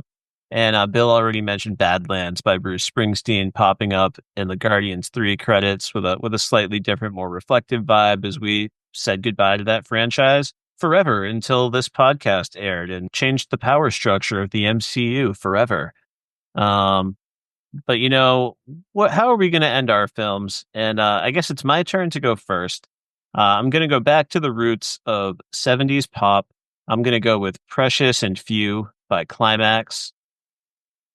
Precious and few are the moments we two can share. And Keep going. It's basically that over and over again, but the music crescendos higher and higher. And the lead singer just puts more and more mustard on those lyrics every single time. If I can't find my way back home, it just wouldn't be fair, because precious and few are the moments we two can share. But it's just that over and over again with more and more mustard. And I picture like teenagers sitting there in the credits waiting for the big post-credit sequence. Like they're going to find themselves humming this song to themselves and then singing it. They're going to think they're making fun of it, and then they're still going to be singing it a week later. And I just think it's going to work on them, grab their attention. It's a fun, ballady, just sort of going for it pop song. All right, Bill, what is your end credit song? I mean, when I was listening to you sing, it was like you were a combination of Jesus and Fergie. It was great, man. I really loved it. Great reference. You should have seen my one drama club solo doing the boring song in Damn Yankees. Yeah, but I wish I do want to see that. If there's video out there, please send that over. Mama Elaine, if you're listening, let's digitize this shit and get it out there. If I can find a VHS that's still in working order, I'll make it happen. For me, I'm going big. I'm going big and cheesy and emotional. Let's just sweep it all together. It's right at the cusp of our cutoff of 2012. I'm going "Runaways" by the Killers. It's a big soaring song, and it's like going to what? Like that part, that Mormon son of a bitch really hits that note, and you're just like, I'm just so uplifted. I wanted to go something akin to Dog Days. Just this big song everyone knows, but in that moment, you've just seen Rocket, the family's back together, you're fucking weeping. It's great. You can see these lovely behind the scenes things, or maybe just little snippets of like stuff that's happening, like Cosmo and Lockjaw are like best friends now. And like, we got the play. We'll go with, Chris's movie, and like he's with the plan, and it's like, it's all great. It's going to be awesome. But yeah, this one, it's just big, sweeping, very basic, but so effective. And I just got to go with the Killers, "Runaways." Alex, since you share a birthday with Celine Dion, I really hope you picked a Celine Dion song. And if you didn't, that amazing woman is going to be judging the fuck out of you. Listen, is Rocket's Heart not going to go on? Oh my God, now you have to pick it. But the thing is that the 2000s were not like her best era, if we were going to be honest. Like A New Day had come and it sent her to Las Vegas for a decade, so let's be real about that. So sorry, it's not Celine, all due respect to her. It is a band that so we finished the movie, right? We're out. It's kind of a melancholic moment, right? But we're feeling positive and upbeat. So I wanted to go with something that kind of is like a nice little capstone on the experience. So I went with a song by a band called the Arctic Monkeys, and it's "A Certain Romance." A song that is all about how there's no romance around here, right? It's about it's a deeply romantic song about how this guy, the club, his friends, the people that he knows, they're all just like part of this scene, and we're not too romantic about it, but the song itself is so deeply romantic, and that feels very perfect for what the Guardians is for Rocket. And just like, the song ends with the stanza that says, well, over there's friends of mine. What can I say? I've known them for a long, long time. And yeah, they might overstep the line, but you cannot get angry at this in the same way. No, not in the same way. And that's the Guardians for Rocket. They have his heart, and his heart is a little bit bigger than it was when the movie started, and that's what this was all about. I can't wait for that your end credit to be Robert Downey Jr. revealed as the new Star-Lord. No, he's obviously going to be Galactic's next. That's the only thing you could do that would be bigger than Doom. Yeah, right. This is all the fun you could find on Bill versus the MC. I can't believe you picked the Arctic Monkeys. I almost picked Baby I'm Yours for my Meet Cute song. Nice. Oh, nice. Yeah. I loved the Arctic Monkeys when I was in high school. They were like such a huge band for me. I also just like hearing a band that you can hear their British accent with meant a lot to me at a certain moment in my life. Why was that a certain part of your life? I just used to find like British accents extremely attractive, I guess is all I could say. So they're singing and then also having exactly, British accents, yeah. So it's like it adds to the sexiness of the vibe, I spoiler alert, Alex. I don't think it ever left you. Yeah, well, I guess we have some 100 hours of me talking about Tom Holland to prove to your point. You're gonna have to catch up on some Peaky Blinders and chat with Ben Murkison. You can get Arctic Monkeys in British accents. They're on it a lot. Oh, really? Oh, yeah. That's cool. You're like not doing it. Yeah, well, I mean, you got British, you got high cheekbones, you got Arctic Monkeys, you got a lot going for it, in my opinion. So sure. It's the Holy Trinity. All right, it is after midnight. Kris, bring us home. It is after midnight, and I'm very happy to land this plane. What a blast I've had with you all tonight. And that's kind of the note I want to end my movie on. It's the end credits. We've had a great time. I don't know if there will be a next one, so I wanted something that felt a little anthemy. And so I went with the Ataris, their cover of The Boys of Summer. Nice. Yeah, I love it. Love that song. What a song. Way better than the fucking original. So much better than the original. It's better. The original sucks. Let's play some real guitar. Let's have a good time. Yeah, I'm here for it. I can't tell you how many times I was in my car driving down the Jersey Shore blasting that song as loud as I could. That's what I'm picturing. I'm actually picturing Phyla for some reason. There's like a dirt track. She's been desperate to get in a road vehicle. And I'm picturing Phyla having her first like sunglasses on drive as the youngest member of our Guardians. And the sun's rocking. Yeah. Awesome. All right, folks. So that brings us to the end of our Build a Guardians Awesome Mix episode. I had a blast. I learned some new music, and I've got 4 concepts that sound like a ton of fun for me.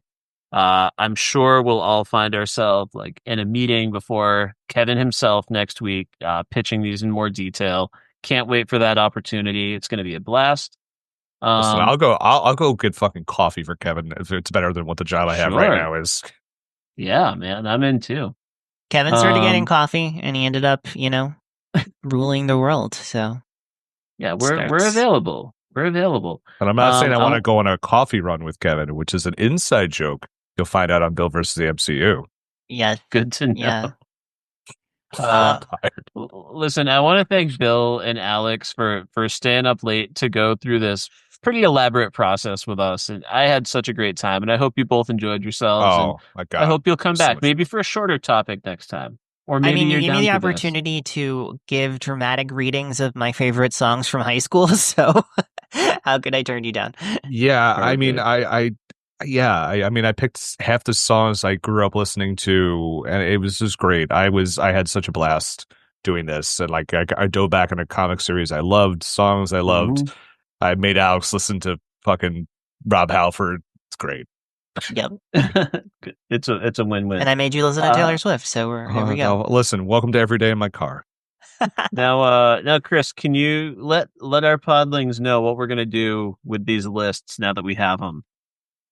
We're going to get those up on all the social feeds where you folks can observe, judge, and tell us which one you think is best. We'll have a poll on Spotify. We'll have a poll on Twitter. We'll have a poll on Instagram. I'm hoping we'll get some links to some Spotify playlists in case people want to sit with these a little bit, listen through them. I'm certainly going to be downloading everyone's list and getting a feel for the start to finish vibe before I cast my vote. You can also reach out to us at media.slash.lit@gmail.com. And I noticed tonight none of us really had any love for Drax or Mantis. So if you want to write in and let us know what they're listening to in the end credit sequence, I would love to know. Please write in with that. Before we say goodnight, Bill, thanks again for joining us. Where can folks find you on the internet? Okay, Mantis is definitely listening to like the Spice Girls, 100%, totally into it. Not no irony at all. Drax is also listening to the Spice Girls because, and he definitely loves it too. But if he's covering, he's probably listening to some Credence or something like that. But Disturbed. Oh, I'd like to think he's a little better than that. But anyway, maybe he's more, more prog rocky, maybe some Dream Theater. Anyway, I'm talking too much. Thank you for having me on. If you, I think I'm supposed to plug stuff now, so I'm just going to do it. I am at Bodkin Writes on X. That's the only place I'd love you to follow me on social media because I just basically talk about wrestling and stuff that's happening on thepopbreak.com. Been doing this for 15 years. Come the end of September. It's been a real blast doing this. Alex has been such a huge part of this and part of this journey. It's been so great having him on there. Who knew that you swiping on a dating app and would end up allowing you to be one of my closest friends? Just to be clear, I didn't swipe Bill, but we became friends through the person who I swiped. Fair. Yep. That's Bill exactly is what sadly happened. Married, and I have not impacted that in any way. Not in the least. Not in the least. Who's to say? Alex, me. I'm not. I'm the one to say. Follow the pop. I'm the guy who said it has not impacted anything. Well, so it is I am 12:30. fucking A. Oh my goodness! And I don't drink anymore. This is great. We are at the Pop Break, all forms of social media except YouTube at popbreak.com. I am co-host of Socially Distanced Podcast. Drops every Friday. All your favorite streaming platforms. TV Break, Bill versus the MCU. Go to the Pop Break, all one word, on all your favorite streaming platforms. Bill versus the MCU. We are in Luke Cage season 2. We did a San Diego Comic-Con debate / news update. Then we did Deadpool and Wolverine. Also did that over on Socially Distanced, closing out House of the Dragon. Got a whole bunch of cool stuff coming up. So go check that out. Fuck it, I'm going to take over. Alex, go plug some stuff. Yeah, okay. So you can follow me on Letterboxd at Media Thinkings. You can follow me on Blue Sky at Alex Marcus. You can go to thepopbreak.com, click on the podcast tab, follow all the cool podcasts we have. If you like us, if you didn't like us very much, there's lots of other people doing cool podcasts over there too. So check that out. I'll give you a quick pitch for my Drax end credit scene, which is we cut to Jude Law, his character from Skeleton Crew. Or Captain Marvel? I thought it was Captain Marvel, yeah. Nope, it's from Skeleton Crew, and he says, and then Drax comes up and he's like, "Who are you?" And then Jude Law says, "I'm Space Daddy," and then he goes, "No, I'm Space Daddy," and then they fight with each other for a while. Amazing. Beautiful. Kris, we already pitched Media Lit stuff, but is there anywhere else people can find you on the internet?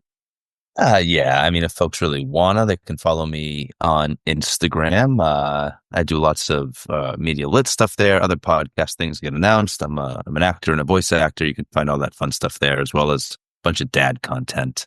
I'm at Kris_Ingersoll. That's Kris spelled like Kringle. And I'm your host, Randy Elaine. You can find me on Twitter at Mr_Elaine, ALLAIN. Thank you for joining us for this extra long podcast. We beat the record previously set by Amanda Rivas on The Crow.